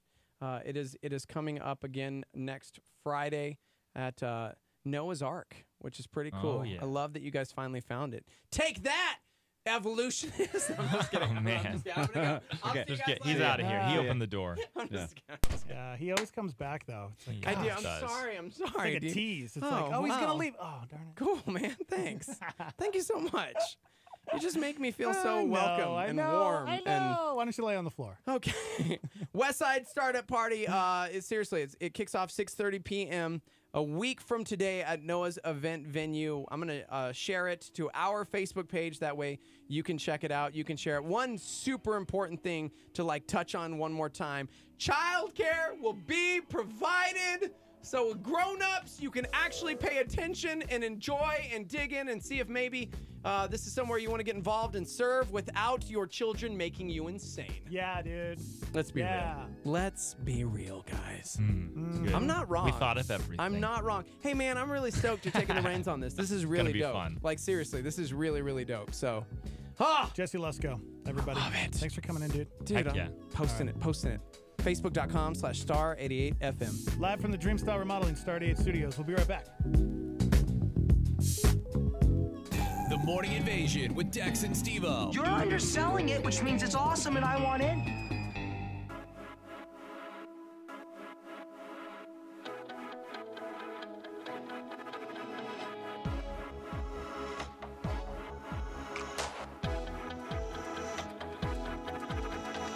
This is a sound of redemption. If you can't hear it, you're not listening. You try to turn my life, my dreams to tears. You try to bring me down all these years, but I never laid my armor down. This is the sound of me getting higher. This is the sound of a man on fire. You try to turn my life, my dreams to tears. You try to bring me down all these years, but I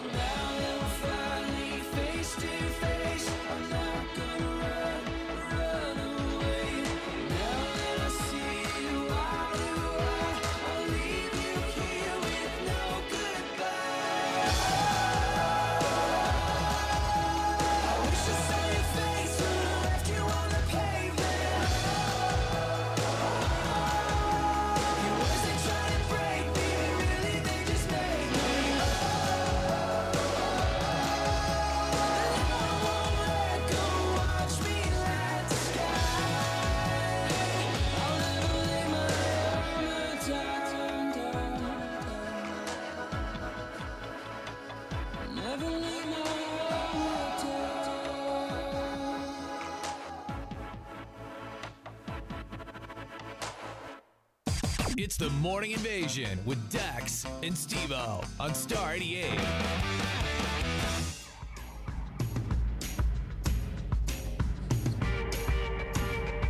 Live from the Dreamstar Remodeling Star 88 Studios. What's going on, Starmy? Welcome to the show. Dex, Steve-O, Sam Swan, Jesse Lusko hanging out, talking about the new West Side location over there on Coors and Montano. You know where Hastings used to be? That's the new location. Dude, Calvary, that's the West busiest Side. intersection in all of New Mexico. Right? You hear that? It's crazy. Yeah, I remember that because it was probably about 10 years ago. I made a stupid bet with a 12-year-old girl. The bet was that I could beat her in a game of basketball. I All right. lost. You lost. And the loser had to stand out on Coors and Montano holding a sign that said, I got beat by a 12-year-old girl if I lost. And boxer shorts. Whoa. They were Tinkerbell boxer shorts. Dang. And yeah. Do you make that bet on the air? Yeah. I lost. She whooped She me. won. I couldn't believe it. I'm talking to the dad going, Took you are to you the feeding hole." your daughter steroids? What's the deal? You're 12, and she just schooled me, and I lost, so I followed through, and I had to sit out there. Yeah, You're a man of busiest your time. word. I respect you. I Busiest respect time. you for Thanks, man. Following Yeah. through, yeah. But Going yeah, through, I can't even believe, like 8 a.m., I mean, just, it was 8 insane. a.m. at Coors, Dude, and it's nuts. Yeah. Last night there was like freaking water up to the doors of my car over there. oh, I'm Right? sure. Yeah, there was like Yeah. flooding, like out Yeah. of control, the thunder, the lightning. Oh, Yeah. This is a good time It was a here in Albuquerque. monsoon. It's kind of a weird season because if you don't like hot, it's like, it's too hot. But then the monsoons are incredible. It cooled off wonderfully last night during Yeah. the storm. It did. Yeah, it Oh, was so so true. great. Yeah. We're supposed to get them this afternoon. Feeling Good. real good. We sound like a couple, like three old guys talking about the yeah, we weather. do. Yeah, the We weather. do. You ever It's notice true. that? Like whenever I talk to my dad, like It's it's really the first been thing we warm talk about. lately. So how's the weather down there? Yeah. Yeah. Good. How's the weather up there? That's what old men talk Funny. about. That's hilarious. I like that. Anyways, let's talk more about West Side Campus. Dude, let's do it. Yeah. So something else super interesting is like I've been accumulating these articles, dude. They're crazy. Maybe you've seen some, maybe you have not. But the American Psychological Association says, well, maybe I'll frame it in the form of a question.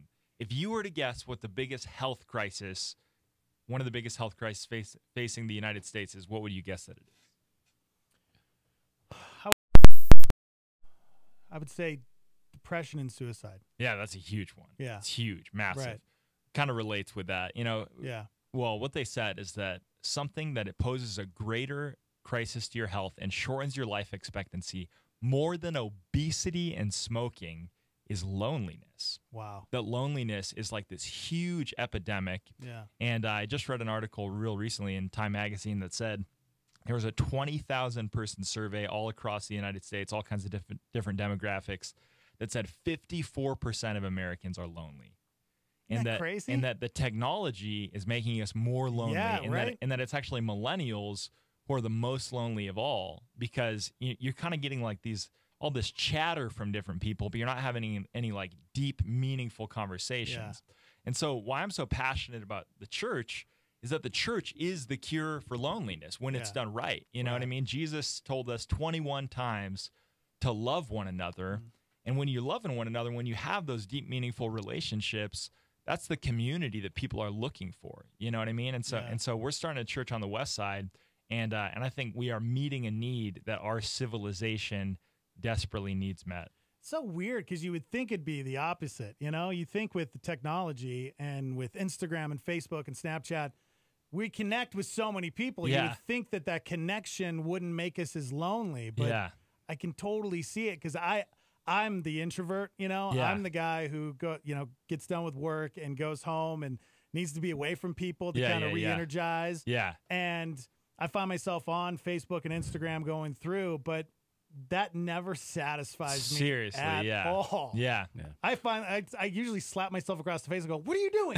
Totally, Why me too, am I man. scrolling through news feeds? Sometimes I just want to throw my phone in the ocean. Right. It doesn't make any sense. It just becomes a habit, but it never ever makes me feel better. Well, and the thing is there's a couple, there's been research even done on that. For one thing, with social media, it's post the best, hide the rest. Yeah. And so you're posting like the best parts of your life.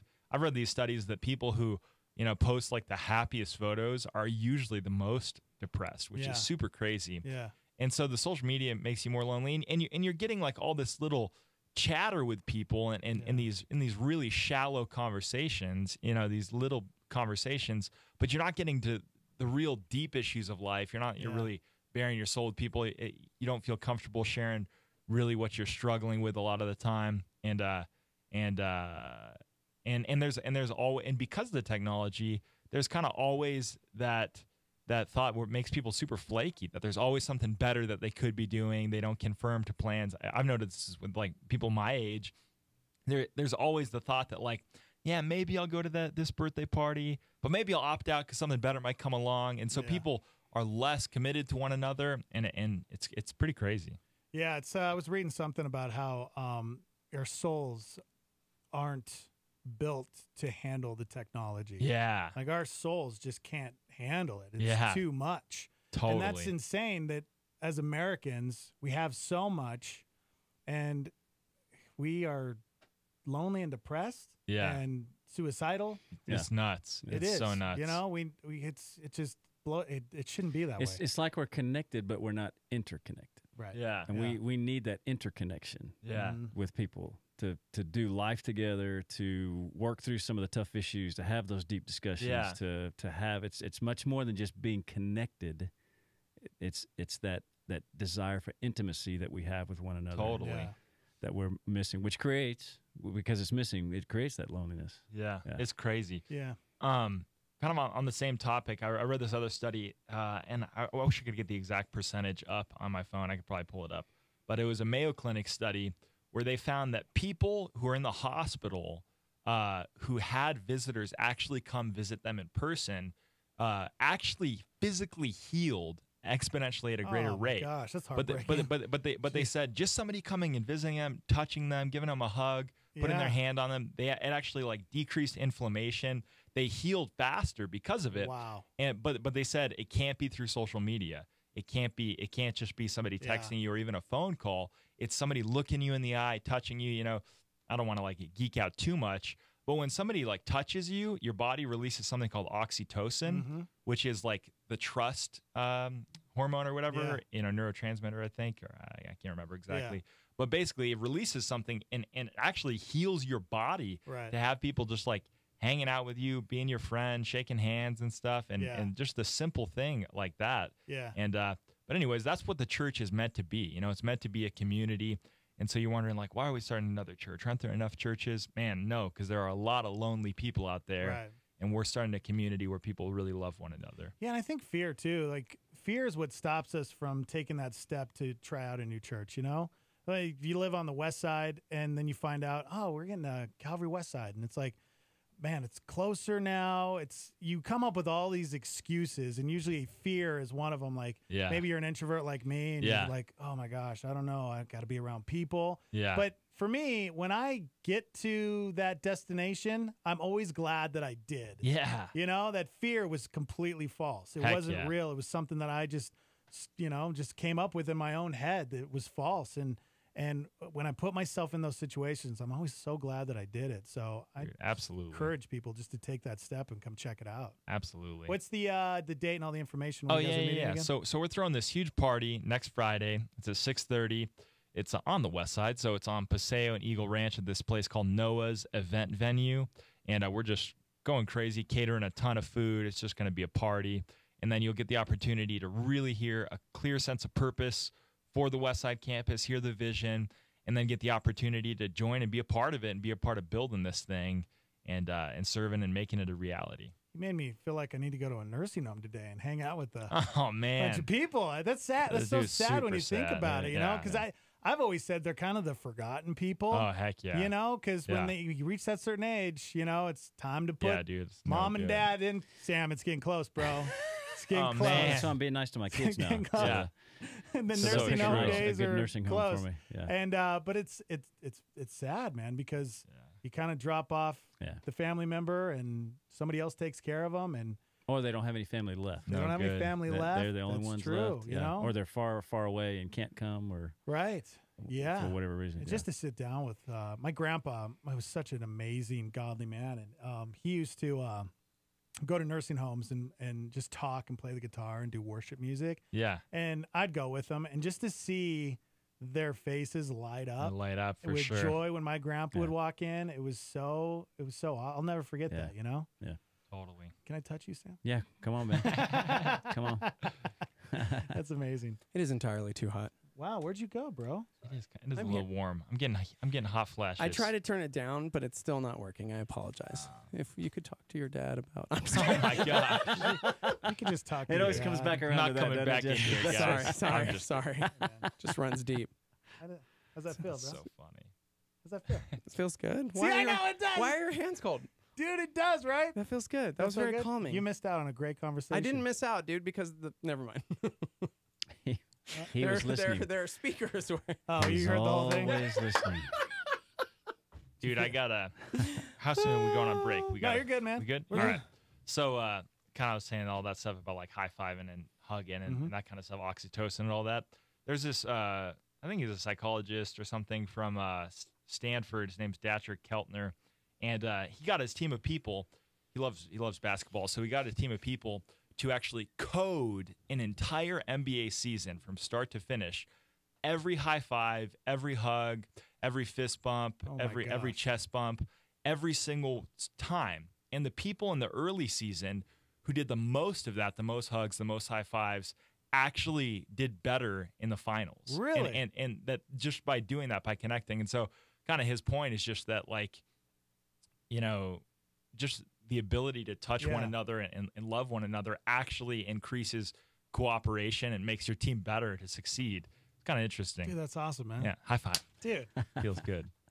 Oh, I'm sorry you're back. I'm sorry, you all right? You just smacked me in the butt, man. Well, I know. Good game, bro. Hold on, I gotta go. I'm calling HR. Oh, okay. Interesting. Oh, no. You don't feel better now? Yeah, I mean, we need more contact, bro, like physical contact. Okay. Yeah, see? Hey, what are you talking about? I touch your shoulder all the I time. know, and it makes me feel good. Okay. It makes me I'm like, nice. I really do this. Yeah, I but really you do it for like 2 seconds, I dude, need and then that. you let Do go. you need me to do this for the show? The whole thing. I can't hold you, man. Be a grown up. Hold me, bro. You're gonna have to make some of these decisions on your own. Today's my wife's birthday. I know. And like, right? oh yeah, hey, Shout happy out to birthday, Beth. wife. Yeah, there's Hey, some can I great ask you a people question? celebrating. But, I dated a Sarah in high school, and my sister's name is Sarah, and it was weird to me, and I couldn't do it. You married a girl with the same name as your sister. That is kind of weird, It but they is. spell it different. But It helps. you still say it the I same. know, it's so true. tell me how that worked. I don't know, man. I don't know. It is a little strange. just always wanted to know, They man. look very different. Very, so like very my different. sister's like 6'2" and blonde, Blue eyes, like, and my yes. wife's like 5'2" and Yes. Hispanic. Yes. And so Yes. you don't mix them up. You There's really no don't. danger of that. Yeah, that's true. That's very, very Big true. Becca, little Becca. Okay. But I don't think she'd probably appreciate that, either of them. Little Becca I or don't Big think, Becca? I don't think either of them Yeah. would like that name. Yeah, that's true. Gosh. Yeah. Okay, anyways, you were saying it's your wife's birthday. Oh, I don't Oh, even yeah. know. You guys were just massaging each other, and the funny thing Whoa. is that my wife just like I'll ask for a back rub for her, and she'll like 20 minutes, Yeah. give me this awesome back rub. Yeah. Then she asks for a back rub for me. Yeah. It's like I'm good for like 3, and I'm Yeah. like, all right, there you go, I pat her know, on the right? back, walk off. You know, if you are getting a back rub, you know you're going to have to, you have to reciprocate. Reciprocate, You yeah. have to. That's the rule, Oh right? man, it's so You funny. can never I'm so just bad be like, about give me a back rub, and then that's it. Yeah. That's why I would just rather not get a back rub from you, bro. Yeah. Because I'm going to have to give you one. You don't It's like the have massage to give me one, circle. especially You're gonna want if you're one. terrible. You're going to want one. Yeah. It's like the back rub circle where it's like, now turn around. Oh, and you rub the other person. The back rub Oh. circle. That's weird, man. Kind of hippie. That's a Yeah, throwback. it's weird. This is a throwback. Turning us into like the human. Never mind. No, okay, yeah. No, what? Jesse Lesko, everybody. It is so hot in here, though, guys. Well, there's. I didn't notice it I'm till you sporting mentioned like it. Four long dudes in here. sleeves. You've Four got a dudes. hoodie on. I touched your shoulder and I'm it's sweating. like wet. I know. I'm like, should probably take this thing off. you should, man. Although man. don't now. You got pit stains. So It's true. yeah. All right, Jesse Lesko, thank you for coming in, man. Heck yeah. All right, we'll be right back. Hang on. For over 40 years, La Salita Restaurant has been serving New Mexican food to Albuquerque. From starters like soups, salads, and Cindy nachos to entrees like chili rellenos, burrito de Eduardo, the BOG burrito, and carne adobada. La Salita is friendly to those who are vegan or gluten-free and offers catering, as well as a rewards program at 1950 Wantabo or online at lasalita.com. Star 88 thanks La Salita for their support. We're all on a mission, right? So, what's yours? Get clear instruction from God's Word on the Star 88 Mission Briefing. We picked our favorite Bible teachers, so you don't have to spend hours digging through iTunes looking for the podcast. Every Sunday starting at 6 p.m., you'll hear from the best Bible teachers like Ravi Zacharias, Skip Heitzig, Levi Lusko, and more. The full lineup is at star88.fm. Tune in Sundays, 6 p.m., only on Star 88. A solar flare on Star 88 from Henry Ford. I believe God is managing affairs and that he doesn't need any advice from me. With God in charge, I believe everything will work out for the best in the end. So, what is there to worry about? Star 88.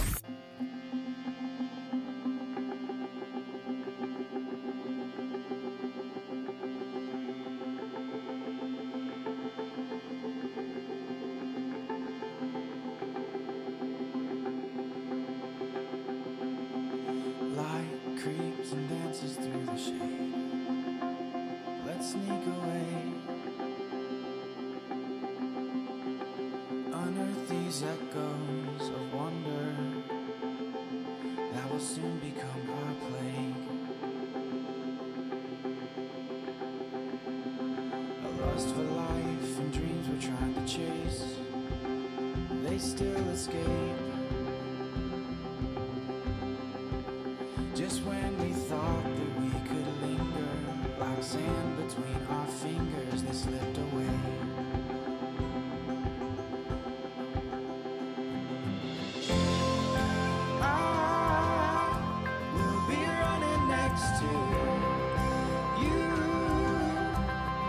Searching until we find what we're looking for.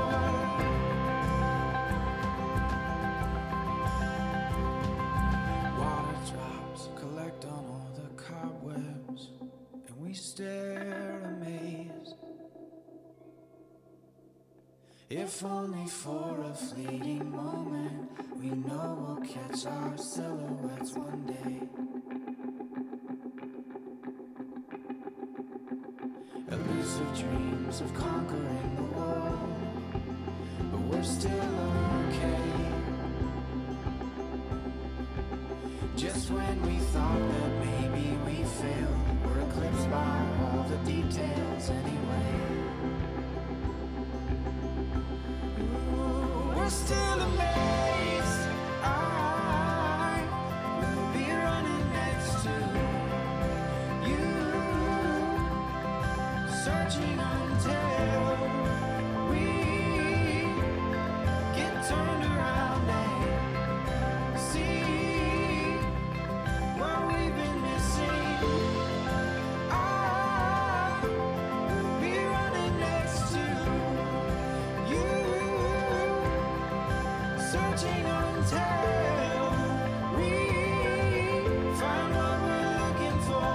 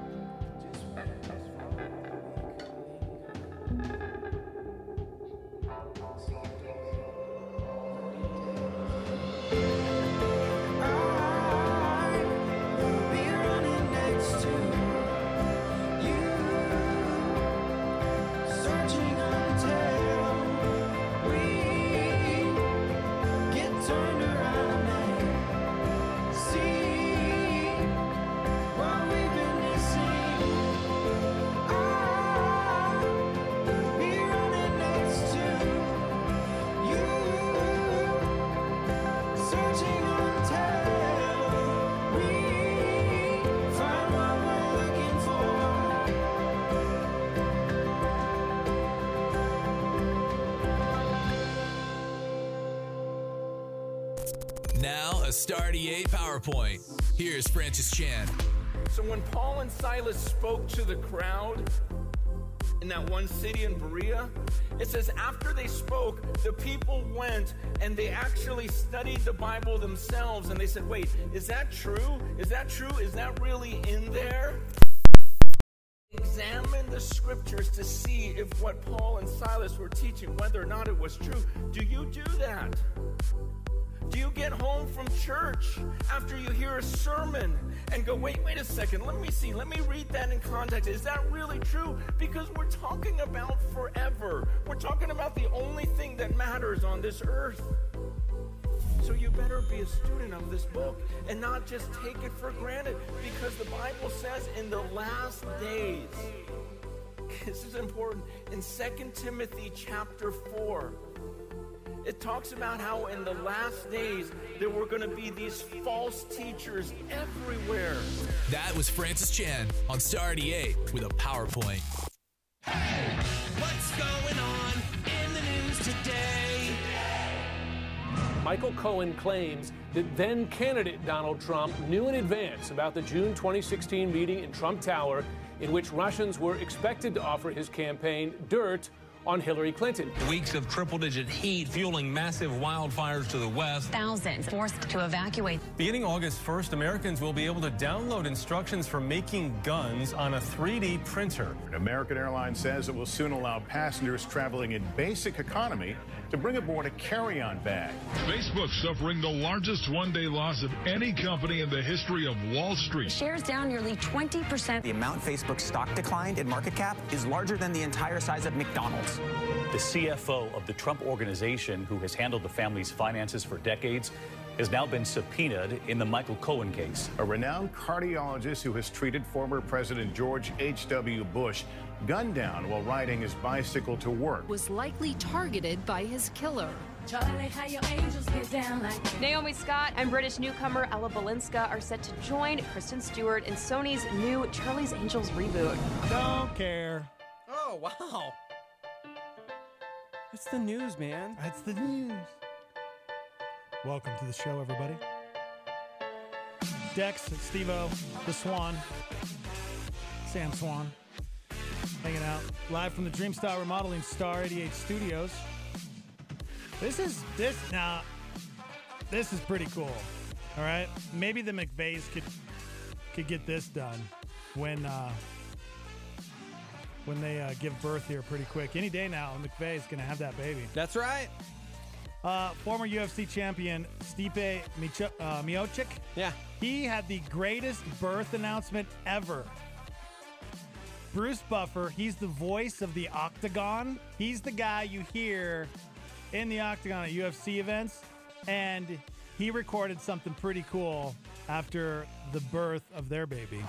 Ladies and gentlemen, on this very special day, July 25th, 2018, a very special baby was born at 1:50 p.m., standing 21 inches tall, weighing in at 8 pounds 9 ounces, presenting the future champion of the world, Mila Claire Miocic. How cool is that? That was incredible. That's pretty cool. Would you say He that's paid the best? $4 million. $4 million? Dude, you know how much the Buffer brothers get for their voices? It's ridiculous. Really? I can Go only look at it. imagine. Every time his brother says a term I can't even say on the air without having to pay, I'd have to pay up $1 million. Yeah. His brother, Michael Buffer, coined a phrase. Let's get ready. Yeah. Okay. Yeah. Stop. Yep. You can't say that? No. That's copyrighted. It's like his term, and I believe it was 1 to 2 million every time he voices that. Every time he says that. Wow. In a ring. What about a variation? And to the millions Yeah, you can do a around the variation of it. world. You have to do a variation. Like if you're upset about something with someone, you could say, "Let's get ready to grumble." Yeah. Yeah, you Could can you say that, bro. Was That's that- fine. Dude, you hit the desk and you hit the button. You ruined my next bit, bro. You ruined my next bit because you hit the desk so hard it made my finger hit the mouse. I had a funny joke. And you ruined it. That's a... See, I told you. Let's get ready to grumble. I was going to say... That's not the greatest Birth announcement. birth announcement. You totally ruined it. Doesn't matter. That would have It's been the in greatest past. bit ever. Finger on the button. That's what you get. Wow, I'm powerful. You want to see look what it does? I didn't. Wow. It's a circle of life. Thank you. It's kind of scared me when it happened. Whoa. I seriously thought you did. I It thought you dropped just- purpose. yeah. Like it was perfect. Hit it. Go ahead. Hit the desk again. Do it again. That was like straight from the Lion King. Mufasa. Doesn't matter. It's in the past. Gosh. Okay. That is a pretty dope announcement. Yeah. I like that a lot. Yeah. It's really cool, man. It's okay. really cool. Wow. Okay. If you That's guys would awesome. like Steve-O and I to do the birth announcement for you, That would be great. We could be hired for like. I'm very expensive. Okay. I'm very expensive. Okay. You Whew. just have to pay me in food. Okay. Yeah. Okay. Sure. Yeah. That actually might be kind of cool. Right? Yeah, I mean, not paying you in food part, but the announcement part. Yeah. I don't want to get paid in food. How would that work? Like if we split that up, you get paid in food, but I just need cold hard cash. Cold hard cash? Yeah. For announcements. Put your cash in the freezer. We could do school announcements at the schools. Today's lunch menu. Could do that. Do it. Yeah.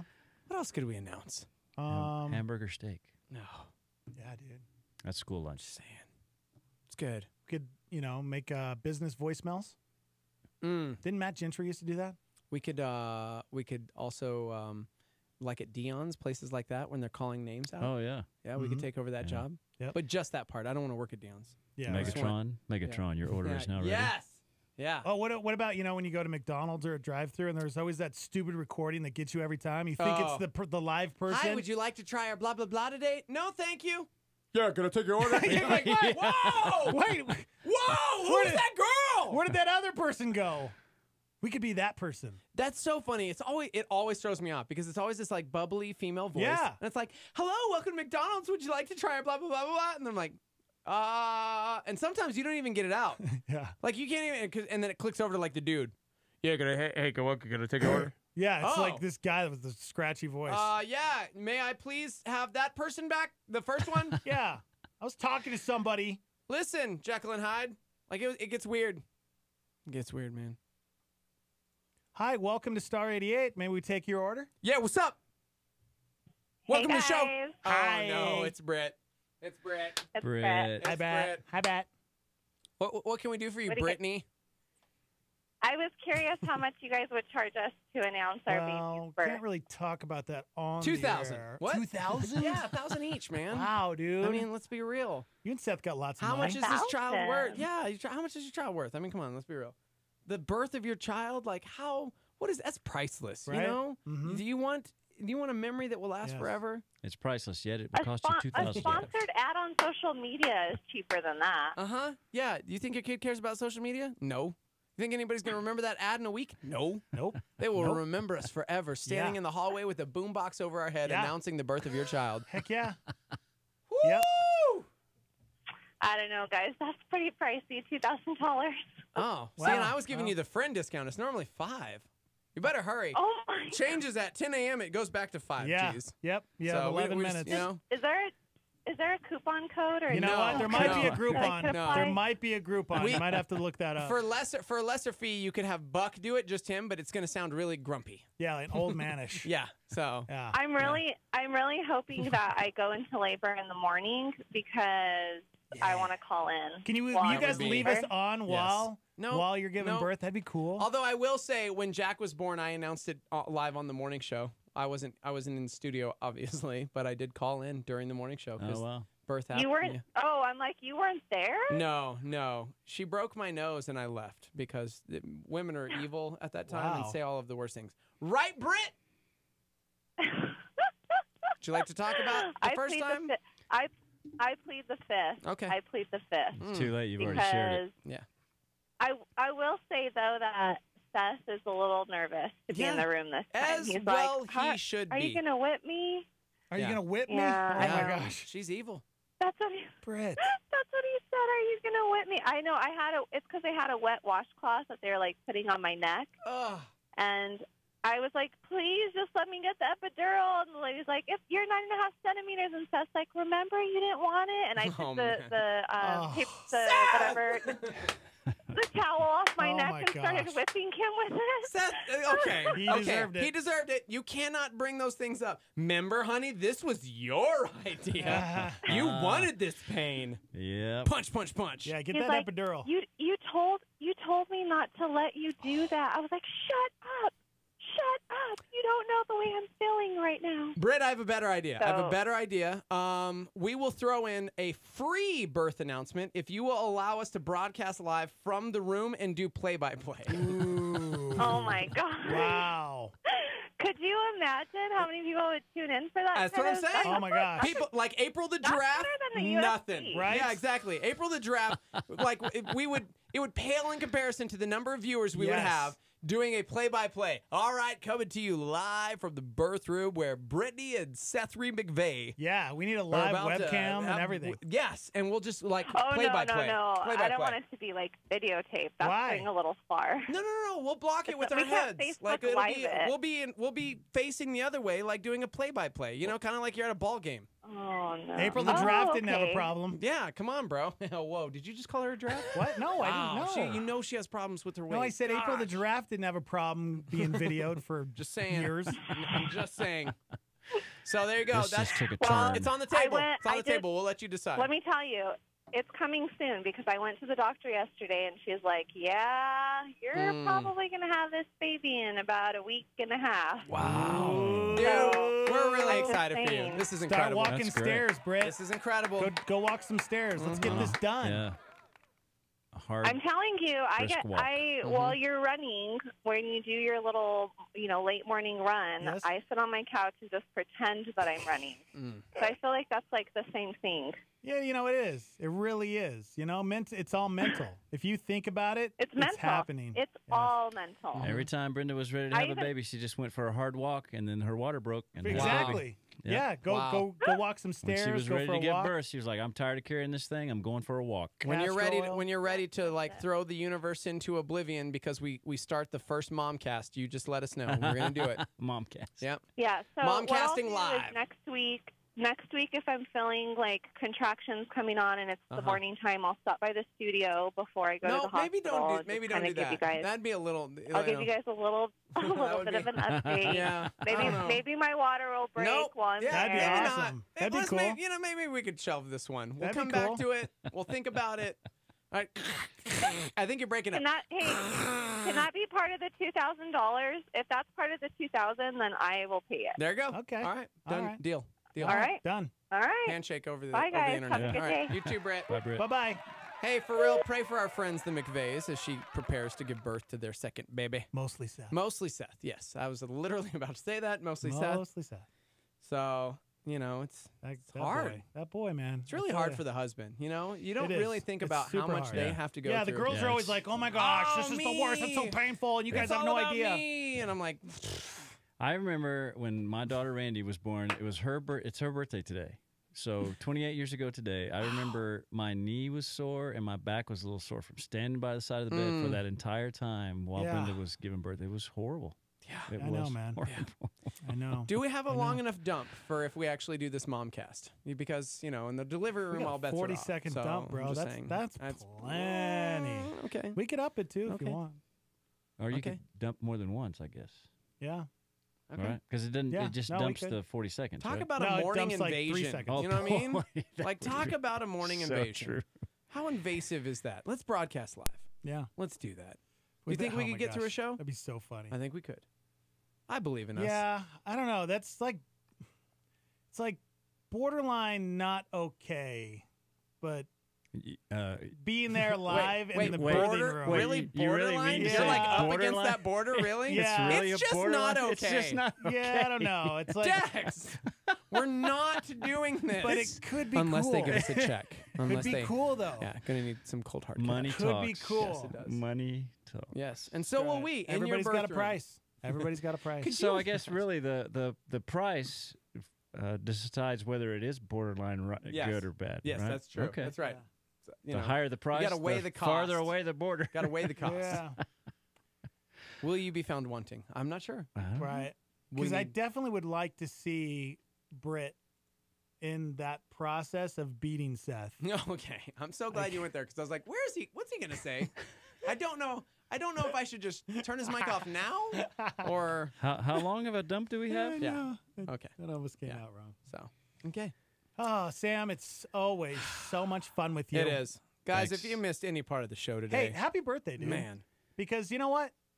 Dude, it's your birthday, too. You gave birth to this beautiful daughter. That's not. I no, didn't. his birthday. No, you did. Him and Gentry. You and your wife Gentry gave share a birth. birthday. It's not even. My You and your birthday's wife it's gave in birth May, to a right? beautiful girl. Yeah. Wow. Good, Steve-O. Thank you. May 21st. Boom! Dang it! I wish I would have said May 21st because I actually knew that. You did. You did. Yeah. Happy birthday, Randy. That's cool. awesome. Emily's wedding is tomorrow. It's a whole weekend of celebration. And so is mine and Brenda's 34th anniversary tomorrow. Wow. Happy anniversary. Jesse Lusko's wife. What's her name? Becca. Never met Becca. Becca. Today. Oh, you haven't? Never met Her Becca. Today's her birthday's birthday. today. Happy Tomorrow, birthday. our dear friend Stephen Christian turns 73. Wow. I know. He's a year younger than me. Yeah. Happy So, birthday to tomorrow- Joe tomorrow Hawk. his birthday. Our Today? boy Joe Yeah. Hawk. Yeah. So many people celebrating A lot of today. birthdays. A lot of great people. Yeah. All right, if you missed any of the show this morning, it's on demand. It'll be That's up right. in just a little bit on YouTube, Facebook Live at Star 88 FM, on iTunes at star88.fm. So many different ways you guys can listen and watch the show. That's right. Have a beautiful weekend, guys. Sam, have a beautiful weekend. Thanks. See you guys on Monday.